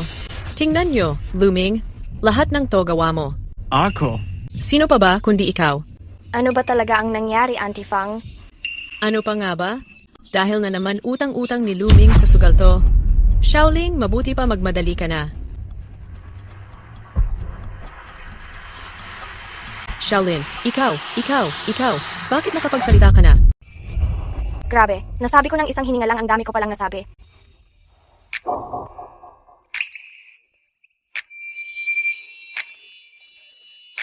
Nandito pa ang mga bisita. Kaya pala ganun. Itong batang 2A, sa wakas, may nagawa ring matinong bagay. Shaolin, nakakapagsalita ka na pala ulit. Malaking balita yan, tamang-tama. Dapat pag-isipan mo na rin kung paano tatakbo ang mga susunod mong araw. Tita Fang, totoong nagbago na si Luming ngayon. Hindi na siya nagsusugal. May sarili na siyang botika sa lumang kalye ng antigong gamit. Simula ngayon, talagang pagsasama namin mabuti ang aming buhay. Sana nga totoo yan, kung hindi ko lang napigilan kanina. Ewan ko kung anong kalokohan pa ang gagawin ng dalawang siga sa sugalan dito sa bahay na to. Tita Fang, salamat talaga kanina. Yung utang sa sugal, ako na ang bahala dyan. Hindi ko hahayaan masaktan si Ching Shui. Mukha ka ng tao ngayon. Bakit ngayon lang? Sana seryoso ka na talaga magbago, bata. Shaolin, magpahinga ka na, uuwi na si tita. Salamat, Tita Fang. Ingat po, Tita Fang.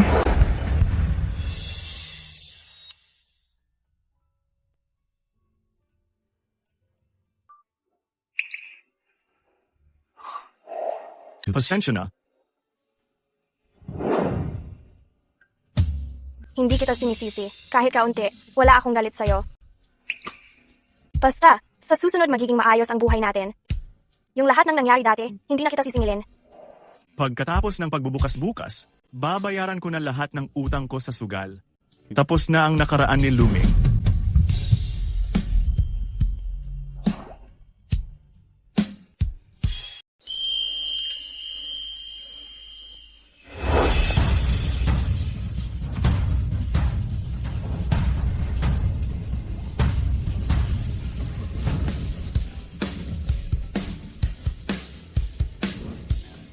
Sa wakas, nakarating tayo sa ikalawang palapag.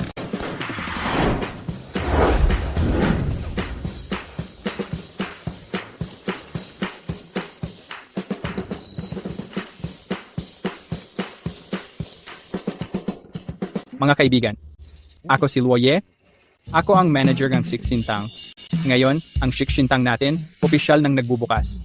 Layunin naming magbigay sa lahat ng pinakaabot-kayang, pinaka-epektibo at pinaka-maasahang mga health supplement.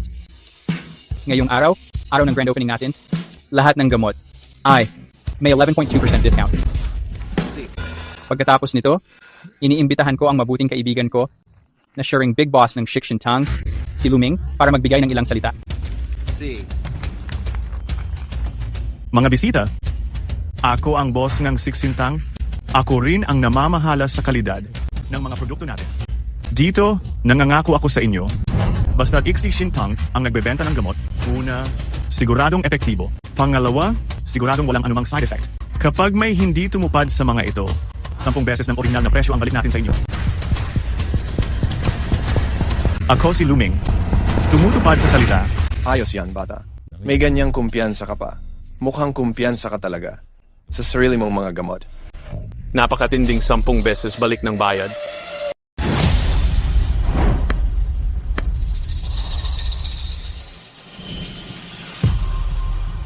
Pagets pa itong si Kuya. Pero matindi rin ang yabang niya. Kuya Gu. Nandito rin pala si Mang Shi. Kumusta na ang kalusugan ni Mang Shi? Ayos naman. Nandito pala si Mang Shi. Ibig sabihin, kilala mo pala. Itong batang ito? Ako na ang magpapakilala, Kuya Gu. Ito, si Ginoong Luming. Huwag mong maliitin si Ginoong Lu. Bata pa siya. Pero totoong may angking galing siya. Mang Shi, sabi mo nga, baka naman nasubukan mo na. Ang gamot nitong si Ginoong Lu? Nagkaroon ako ng pagkakataon na makatanggap ng isang tableta mula kay Ginoong Lu. At malaki ang nakitulong sa akin. Si Mang Shi pala. Natikman na ang gamot ng among si Boss Lu. Kung pinuri pa ni Mang Shi, siguradong may ibubuga talaga si Boss Lu. Mukhang magaling talaga si Boss Lu. Mang Shi, kahit hindi ka eksperto, alam naman ng lahat na sa Chinese medicine may mga kombinasyon na bawal. Dahil umiinom ka na ng gamot na ako ang nagreseta, bakit ka pa basta-basta iinom ng iba pang mga tableta na di mo sigurado ang pinagmulan?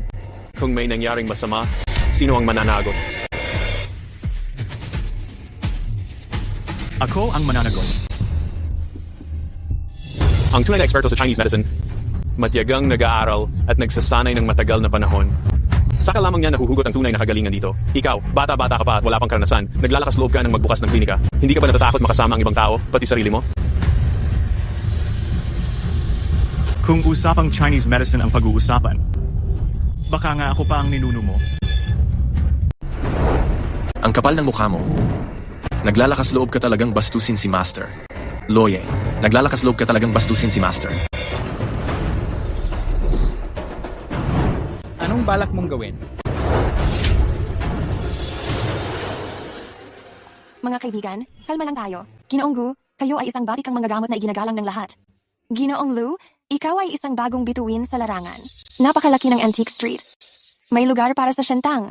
At may lugar din para sa Ixingtang. Dapat lang na magkasundo kayong dalawa sa negosyo. Bukod pa rito, nandito pa si Tito Shi, hindi ba? Ang talas talaga ng dila ni Manager Su. Pag nagdikit lang ang taas at baba ng labi, tapos na agad ang usapan ng pagkakaunawaan sa negosyo. Dahil nagmamalasakit ako kay Tito Shi, kaya gusto kong subukan niyang sinasabi mong kay Ginoong Lu. Ginoong Gu, anong ibig mong sabihin dyan? Tito Shi, narinig ko sa mga kaibigan ko sa pangunahing ospital na tinigil mo raw ng palihim ang mga gamot ko at sinubukan mo raw ang tinatawag na Pildoras ni Ginoong Lu. Totoo ba o hindi? Sakto. Gusto ko rin sanang kausapin ka tungkol dyan. Kasi nitong mga nakaraan lang, nakaramdam ako ng kakaiba sa katawan ko. Sakto namang nagtagpo kami ni Ginoong Lu. Tito Shi, naguguluhan ka yata. Ako po, si Gu, sa Jiangzhou mahigit 30 taon nang nanggagamot at tumitingin ng pasyente. Hindi mo pinagtiwalaan ang sinasabi ko, pero naniwala ka agad sa isang batang halos wala pang karanasan. Alam mo ba kung ilang manloloko sa lansangan ang kumukuha ng pera mo? Gu, nagkamali ka. Ang intindi. Magkaiba si Ginoong Lu sa iba. Si, isa lang ang tatanungin ko sa iyo. Itong sinasabi mong Ginoong Lu, saan niya nakuha ang puhunan para magbukas ng tindahan?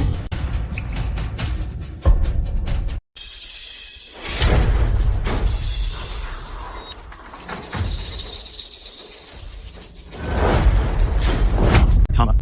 Yung pera na pinangbukas ko ng tindahan, talagang nakuha ko yun mula kay Shie. Tingnan mo, tama ba ang hinala mo tungkol dito?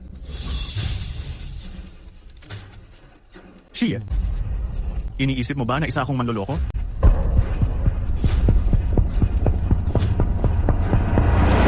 Paano mangyayari yon? Ginoong Lu, ang galing mo sa medisina? Mismong nakita ko sa dalawang mata ko. Hindi ka ordinaryong tao.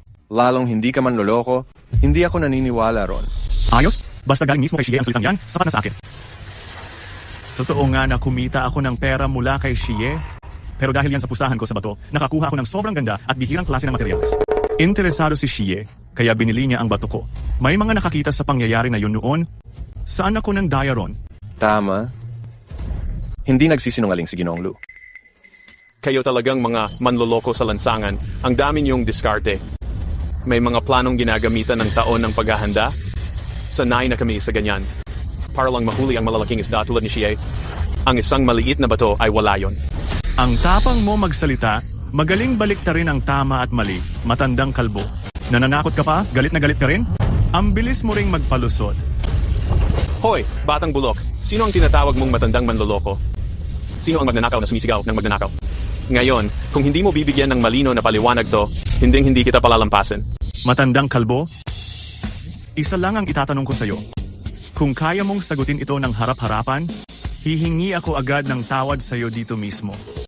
Ang tindahan kong Shishintang, isasara ko agad ng walang pag-aatubili. Broad, kung tatanungin mo ang mga kakaiba at nakakatawang, tanong na walang tamang sagot pumapasa ba yon?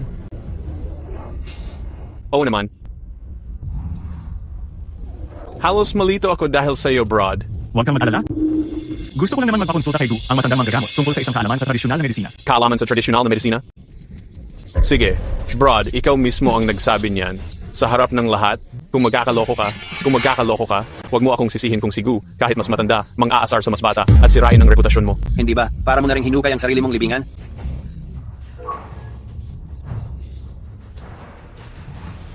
Mingge, itong si Gu, ilang dekada na siyang manggagamot. Sigurado ka bang kayang-kaya mo siyang mapaikot? Hindi ito biro ah. Relax ka lang, buksan mo ang mga mata mo, at panoorin mo ng maigi ang mangyayari. Bakit naman? Kasi magmumukha akong astig. Ipinagmamalaki mong ikaw ay isang mahusay na manggagamot at nagbukas ka pa ng tinatawag mong Shen Tang. Kaya gusto ko talagang tanungin ka, ikaw na magaling na manggagamot. Yung ibinenta mong pilakang maharlika kay Xie na may napakamahal na halaga, may sangkap bang 3 paa na palaka doon? Yung sangkap ba na iyon ay Chansu?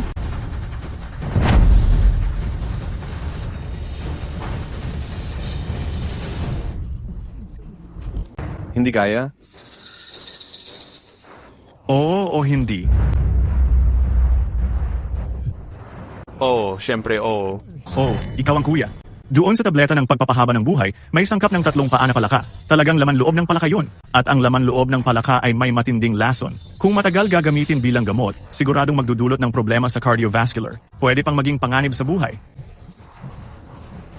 Gu Chongshan, ang sinabi ni Ginoo Lu totoo ba ito? Hindi. Hindi totoo, Xie. Xie, hindi mo na kailangang tanungin siya. Dalhin mo ang tableta, patesting mo ang mga sangkap. Malalaman agad ang sagot. Sige mamaya, dadalhin ko para ipatest. Pero Gu, kung ngayon ay hindi mo aaminin at ako pa ang makakakuha ng resulta sa test, magiging iba ang kaso nito. Nakalimutan ko. Baka ako ang naging pabaya. Xie, magtiwala ka sa akin. Bakit naman kita sasaktan? Ikaw ang pinakamalaking kliyente ko. Wala naman akong rason para saktan ka. Walang rason. Lahat ng katawan mo puro rason. Ang paligid ng mata mo madilim at mabigat. Ang puti ng mata mo malabo at namumula. May tumatanggap na pagod sa tingin mo. Samantalang ang mukha mo, naghalo ang asul at dilaw. May nag-aalab na pagnanasa. Kasabay pa ng matinding pagkalagas ng buhok. Ang lahat ng senyas na ito, ipinapakita na sa pinakaloob ng sarili mo, matagal nang nasa mataas na tensyon ang estado. Matinding pagkalagas ng buhok. Gu Shenye, ang buhok na ito. Tingnan mo, parang makapal naman ah. Huwag. Grabe, Diyos ko. Gu Chongshan, may gusto ka pa bang sabihin? Sir Shi, nagkamali ako. Nasilaw ako saglit sa tukso. Pakisuyo po. Napakabuti nyo. Pagbigyan nyo po sana ako ngayon. Qingju, pakisuyo. Isama si Dr. Gu sa Jiu Yueshuan. Gusto ko siyang makausap ng masinsinan.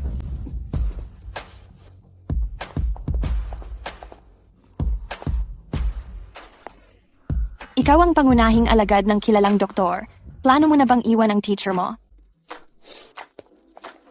Salamat po, Mr. Lu. Napakahusay talaga ni Mr. Lu. Ngayon ko lang nakita ang talento mo. Hintayin mong matapos ko lang ito. Babalik ako para bumisita kay Mr. Lu. Walang anuman. Mag-relax ka lang, Sir Shi.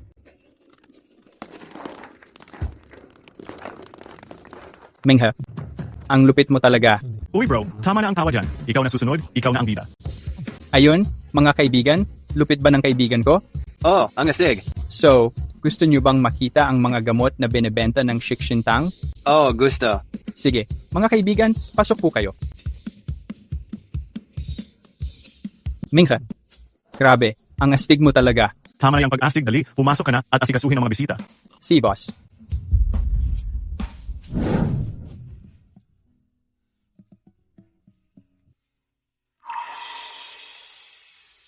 Kanina, natakot ka ba? Basta kasama kita, wala akong kinatatakutan. Kaso, Ano yun? pakiramdam ko, parang ibang-iba ka na ngayon. Parang hindi na totoo. Ang lahat. Huwag mong sabihin na ikaw, kahit ako mismo, parang hindi makapaniwala. Pero alam ko, ako pa rin ito. Kaso, nagbabago talaga ang tao. Pero dati naman, wala ka talagang alam sa Chinese medicine. Akala mo talaga magaling ako sa Chinese medicine? Kung hindi ganoon. Para saan pa ang palabas na ito ngayon? Extra lang naman ako na kinuha ni Xie dito. Ganun ba yon? Oo naman. Yung nakuha kong Jade, muntik ng agawin ng may-ari ng tindahan ng Jade Gambling. Tinulungan ako ni Xie. Kaya nga, si Xie ang naging lucky charm ko. Tinulungan niya ako, kaya syempre, tutulungan ko rin siya. Inayos na ni Xie ang lahat, sumunod lang ako at nagpakita. Ah, ganun pala. Dapat lang talaga na huwag natin kalilimutan ang tulong ni Xie. Syempre naman. Tara na? Tulungan natin si Lu Oye. Cheers. Bukas, may pasok pa rin tayo. Sa tiyaan na lang muna tayo imbes na alak. Maghanap ka na agad ng ilan na matino at maaasahang mga trabahador para may tumulong sa'yo. Sige, no na, Mingge. Mingge, hulaan mo nga, ngayon magkano ang kita nating net income? Hulaan mo nga? Hindi ko talaga mahulaan. Ano ba yan? Ang chorny mo? Ate, sa tingin mo magkano? 2. 20. Net income 2. 20,000. 20,000. Sa isang araw nakaipon ako ng 20,000. Sobrang dami nito. Ming-Jae, kung magpapatuloy ito, malapit na tayo maging biglaang mayaman. Ito na ba ang tinatawag na bigla ang yaman? Hindi pa ito biglaang yaman. 3 araw lang ang nakaraan, ako pa ay isang empleyado na sumasahod ng 7 o 8,000 sa isang buwan. Pero ngayon, sa isang araw nakaipon ako ng 7,000. Parang mababaliw ako sa saya. Pero wag kang masyadong magpakasaya agad. Kung ganito kabilis ang kita natin, hindi na magtatagal, pwede na talaga akong mag-asawa. Bakit kayo natatawa? Mag-aasawa? Sa pamilya naming mga luo? Unang-una yan na dapat gawin. Yung mama ko, sabik ng mag-aapo. Oo nga. Mag-asawa. Totoong importante yan. Tutulungan kitang matupad yan agad-agad. Menga, magbibigay ako ng tagay sa'yo. Gusto kitang pasalamatan. Dahil sa'yo, naging ganito na ang buhay ko ngayon. Ako si Luoye. Sige na. Umupo ka na. Huwag ka nang maging sobrang emosyonal. Kung kuya mo talaga ako, huwag mo nang sasabihin ang mga ganyang salita sa susunod. Makikinig ako kay Ming-Jae.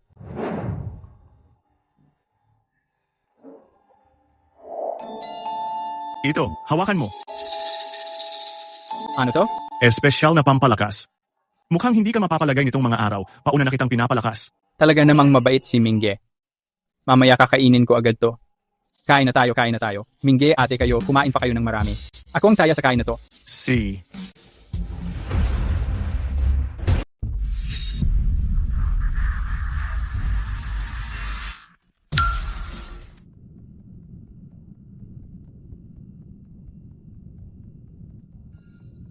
Ginoong Lu, pwede ko bang itanong, ano ang mga benepisyo ng 3 klaseng gamot na ito kapag pinagsabay gamitin? Ano ba talaga ang mga milagro nito? Isang araw, mawawala ang sakit. Sa loob ng araw, babagal ang itsura. Kapag lumipas ang 1 buwan, hahaba ang buhay ng 1 taon. 1 taon ang dagdag sa buhay. Ginoong Lu, sa ngayon, ito lang ba ang 4 na piraso mo? Itong 3 klaseng gamot, medyo mahirap gawin at nakakapagod. Sa ngayon, ito lang muna ang nagawa ko. Yung susunod na batch, baka next month pa. Sige, edi lahat ng ito, kunin ko na. Ako, naiihi na. Pigilan mo lang. Okay. Chingju. Nasa loob nito ang 15 milyon. Yung sobra pa doon, bilang pasasalamat ko na kay Ginoong Lu, tinulungan niya akong maalis. Ang galit ko kay Gu Chongshan. Pero ibang usapan yun, iba ang sobra. Yung sobra sa pera, ibabalik ko kay Xie ng eksakto. Ginoong Lu, ang formal mo naman sa akin. Kahit hindi pa matagal, tayo magkakilala, pero masasabi ko rin na may ilang pakikisama na tayo, di ba? Oo, may pakikisama naman talaga. Pero ang negosyo ay negosyo, ang pakikisama ay pakikisama. Tama ka rin naman. Ako at si Gu Chongshan, dahil din sa ganitong bagay, kaya nauwi sa sitwasyon na ganito ngayon.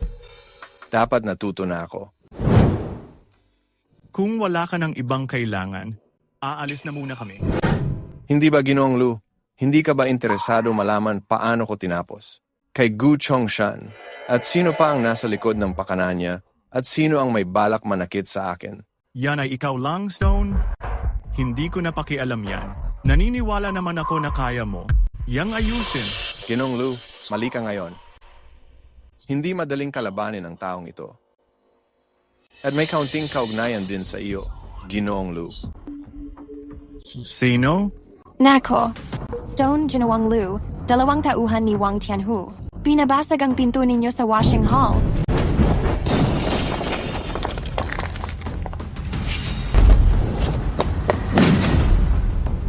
Tumigil kayo. Anong ginagawa nyo? Sa liwanag ng araw? Wala na ba kayong takot sa batas? Ano ba tong ginagawa nyo? Siyempre, hinahanap si Luming. Nagbayad na ng utang ang taong yan. Kuya Ming, magkano ba talaga ang utang mo sa kanila? Ayon sa kasunduan ng utang, 50,000 ang prinsipal. Dapat ang interes ay 21,200. Sa kabuuan, 71,200. Buti na lang at hindi ganun kalaki. Luming, kung hindi mo mailalabas ang 500,000 ngayon, huwag mo kaming sisisihin. Kung magiging marahas kami. Dito to sa lumang kalye ng mga antik? Anong balak niyong gawin dito? Bakit? Anong masama sa Antique Street? Siya ang apelido mo, dahil ikaw at si Kuya Hu, nagkaalitan na kayo, kaming magkakapatid, wala nang dapat alalahanin. Sabihin ko na rin sa'yo, itong kalye ng mga antique na to, gusto ni Kuya Hu makuha. Nakakatawa ka. Chingju, turuan mo ng leksyon itong dalawang hindi marunong magdamdam. Sa sariling problema namin, huwag na nating abalahin pa si Sir Shi. Luming, nasira ba talaga ulo mo nung huli kang nabugbog? Kuya Ming, ngayon hindi oras para magpakamatigas ka. Hindi ko sinadya na magmatigas. Eh, anong ibig mong sabihin? Ikaw na, turuan mo ng leksyon itong dalawang. Walang modo. Ako. Ming Jae, tigilan mo na ang birong yan. Gusto mo ba talagang paluin ko silang dalawa? Hindi ba pareho lang yan sa pagpapalaban kay Benbo Erba para kalabanin si Tang Seng? Mr. Liu, hindi ba medyo pinipilit niyo si Boss Luonian? Magtiwala ka sa sarili mo. Hindi ka naman pumunta rito para lang sayangin ang super supplement mo. Kung si utol mo gusto kang ipadala sa kamatayan, edi pagbibigyan ko siya. Kuya, ako na. Patitikimin ko siya ng suntok na parang laki ng supot ng buhangin. Alright. Ano ba to? Anong nangyari sa'yo? Bakit ka pa nagpapaligoy-ligoy? Sugot mo na siya. Parang naging Superman na yata ako.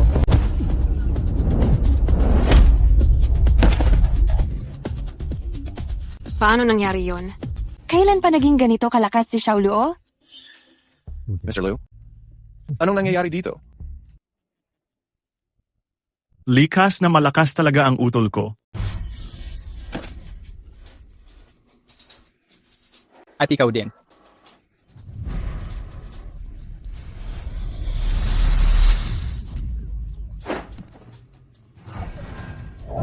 Tama na. Suko na kami. Hindi pa nga ako gumagalaw. Bakit kayo agad bumagsak? Umuwi ka at sabihin kay Wang Tianhu, yung utang ko sa kanya, nabayaran ko na ng buhay. Kung gusto pa niyang maningil ulit sa akin, ibigay na lang niya ang buhay niya sa akin. Lumayas ka.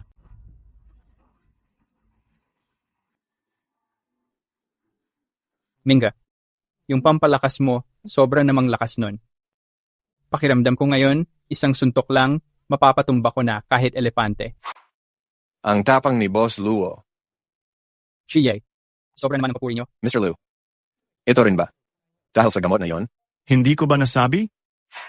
Pinanganak talagang malakas ang kapatid ko. Mr. Liu, mahilig ka talagang magbiro. Iba kasi, hindi alam ang kakayahan ni Boss Luo. Ako, alam na alam ko. Sina, balikan na natin ang totoong usapan. Narinig din naman ni Mr. Liu kanina. Si Wang Tianhu na to. Matagal na talagang may balak laban sa akin.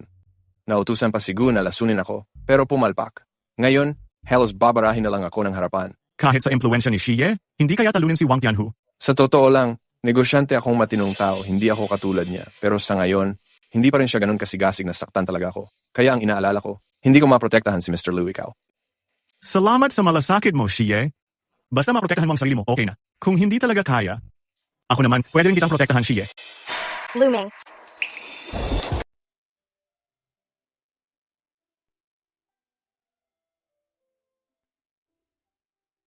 Mises. Magandang araw, Tito Shi. Magandang araw, Mrs. Liu. Hindi ba sinabi ko sa'yo na huwag mo akong tawagin ng ganyan sa labas?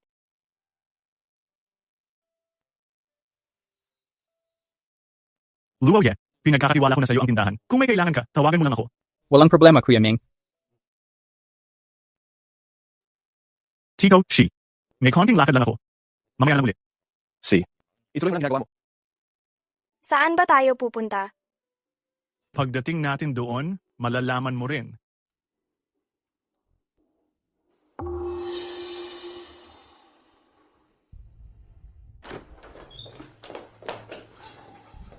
Kuya Hu, nagkamali ako. Pakiusap, bigyan mo pa ako ng isa pang pagkakataon. Dr. Gu, kagabi sinabi mo sa akin, yung batang nakaabala ng plano mo, yung bagong bukas na balikan yon. Ano nga ulit ang pangalan nun? Zixin Hall. Oh, tama. Walang mali. Zixin Hall nga pangalan. Kuya Hu, lahat ng sinabi ko sa'yo, totoo lahat yon. Wala akong kahit anong kasinungalingan. So, siya nga talaga yon? Yung inutile na yun, muntik nang mamatay, tapos biglang nagbago ng pagkatao. Yung inutile na yun, malamang parang piyesa lang siya. Kuya Hu, isang salita mo lang. Dadalhin ko siya dito. Okay, ya? Huwag na lang muna. Kung di tayo magpapakahinahon, masisira ang plano. Unahin muna nating kunin yung matandang Shi, bago ang lahat.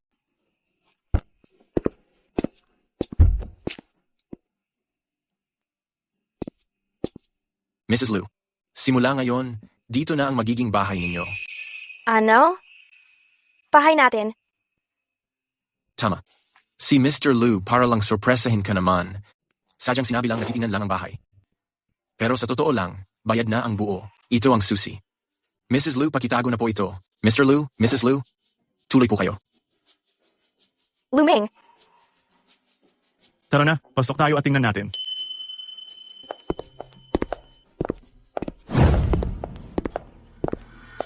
Luming, malamang sobrang mahal ng bahay na to.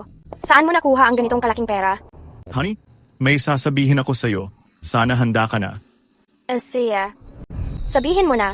Sa totoo lang, ilang araw na ang nakalipas nang makasalubong ko isang naglalakbay na cultivator. Tinuruan niya ako ng paraan ng practice at paggawa ng mga pill. Kaya ngayon kaya ko nang gumawa ng gamot para gamutin ka at pati napansin ni Xie ang kakayanan ko. Itong bahay na to, umpisa pa lang yan. Ito, nagbibiro ka ba? Huwag kang pumikit.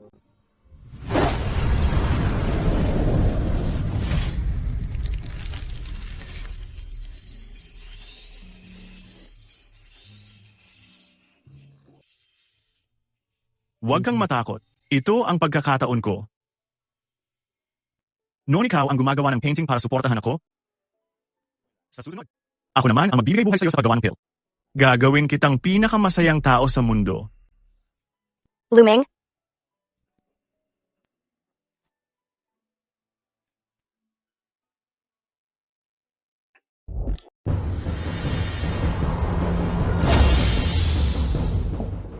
Qingxue, Mister, hindi naman kita na-istorbo sa ginagawa mo, di ba? paano naman magiging istorbo? May kailangan ka ba? Dumating sina Luo Ye at si Shi Ye. Kasama pa nila yung ilang malalaking tao. Talagang mga importanteng personalidad sila. Nasa labas sila ngayon at gusto kang makita. Mengge. Bakit hindi ka pa pumapasok? Siyempre, kailangan ko munang samahan si Xie. Mr. Liu. Ang buhok mo ay mukhang mas mapal at buhay na buhay ulit. Talagang ang lakas ng aura mo ngayon. Mukhang may gusto dito Ah, Lahat yan dahil sa mga gamot ni Mr. Liu. Kamakailan, narinig ko kay Xie na marami kang kakaibang kakayahan, Mr. Liu. Ngayon ko lang talaga nakita. Sobrang impressive mo nga pala talaga. Sobrang napupuri mo naman ako. Itong mga kaibigan ko, nakita nila ang nangyari sa akin. Kaya kahit anong mangyari, gusto talaga nilang sumama para personal kang makilala, Mr. Liu. Kaya, pasensya na kung biglaan kami nakapunta ngayon. Sana hindi ka magalit, Mr. Liu. Walang problema, Xie. Lahat ng dumagalaw ay bisita. Tuloy po kayo, lahat kayo.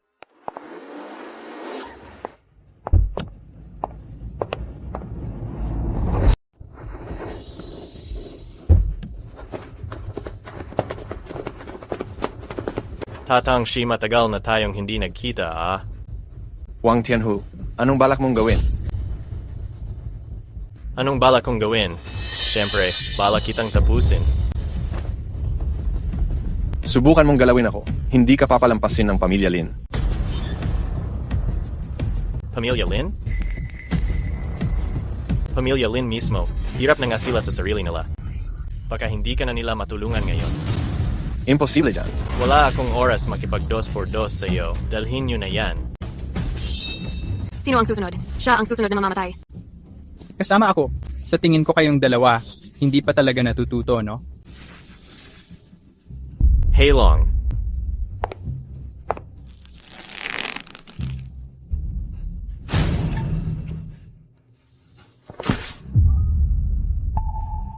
Huwag kang mag-alala. Ako naman ngayon. Mingge, kaya mo ba? Hayaan mo na ako. Tumabi ka na lang at manuod. Ikaw, hindi ka pa rin napatay nung huli. Ngayon, kusa ka pang lumapit para magpakamatay? Walang magandang salita para sa taong sadyang gustong mamatay. Walang awa para sa taong pumipiling mamatay. Ikaw?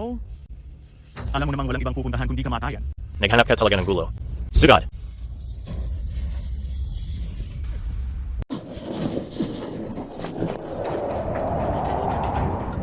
Ang araw ay lumulubog sa kanluran. Ang buwan ay kusa ng lumiwanag. Walang hangin, walang ulan, pati damdamin ay wala.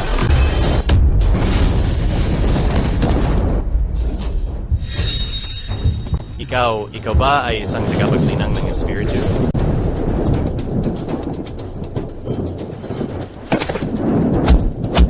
Pasensya na po, hindi ko kayo nakilala, na-insulto ko po kayo. Maawa po kayo, bigyan niyo pa ako ng isang pagkakataon. Maawa po kayo, palayain niyo po ako.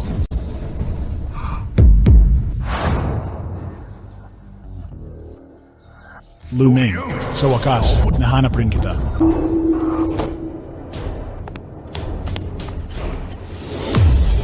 Ikaw pala. Noong nakaraan sa mundo ng mga Diyos, nagkahiwalay tayo agad-agad. Ludawyo, hindi ko akalaing magkikita pa tayo ulit dito. Wala nang saysay ang magpaliwanag pa. Maghanda ka na sa kamatayan. Ang araw at buwan ay palitan. Ipinapakilala ang mga bituin sa kanilang pwesto. Mata ng Diyos ng buwan. Bukas. Ganon mo ba ako pinaglalaruan? Huwag mong isipin na ngayon, ako lang ang pumunta dito.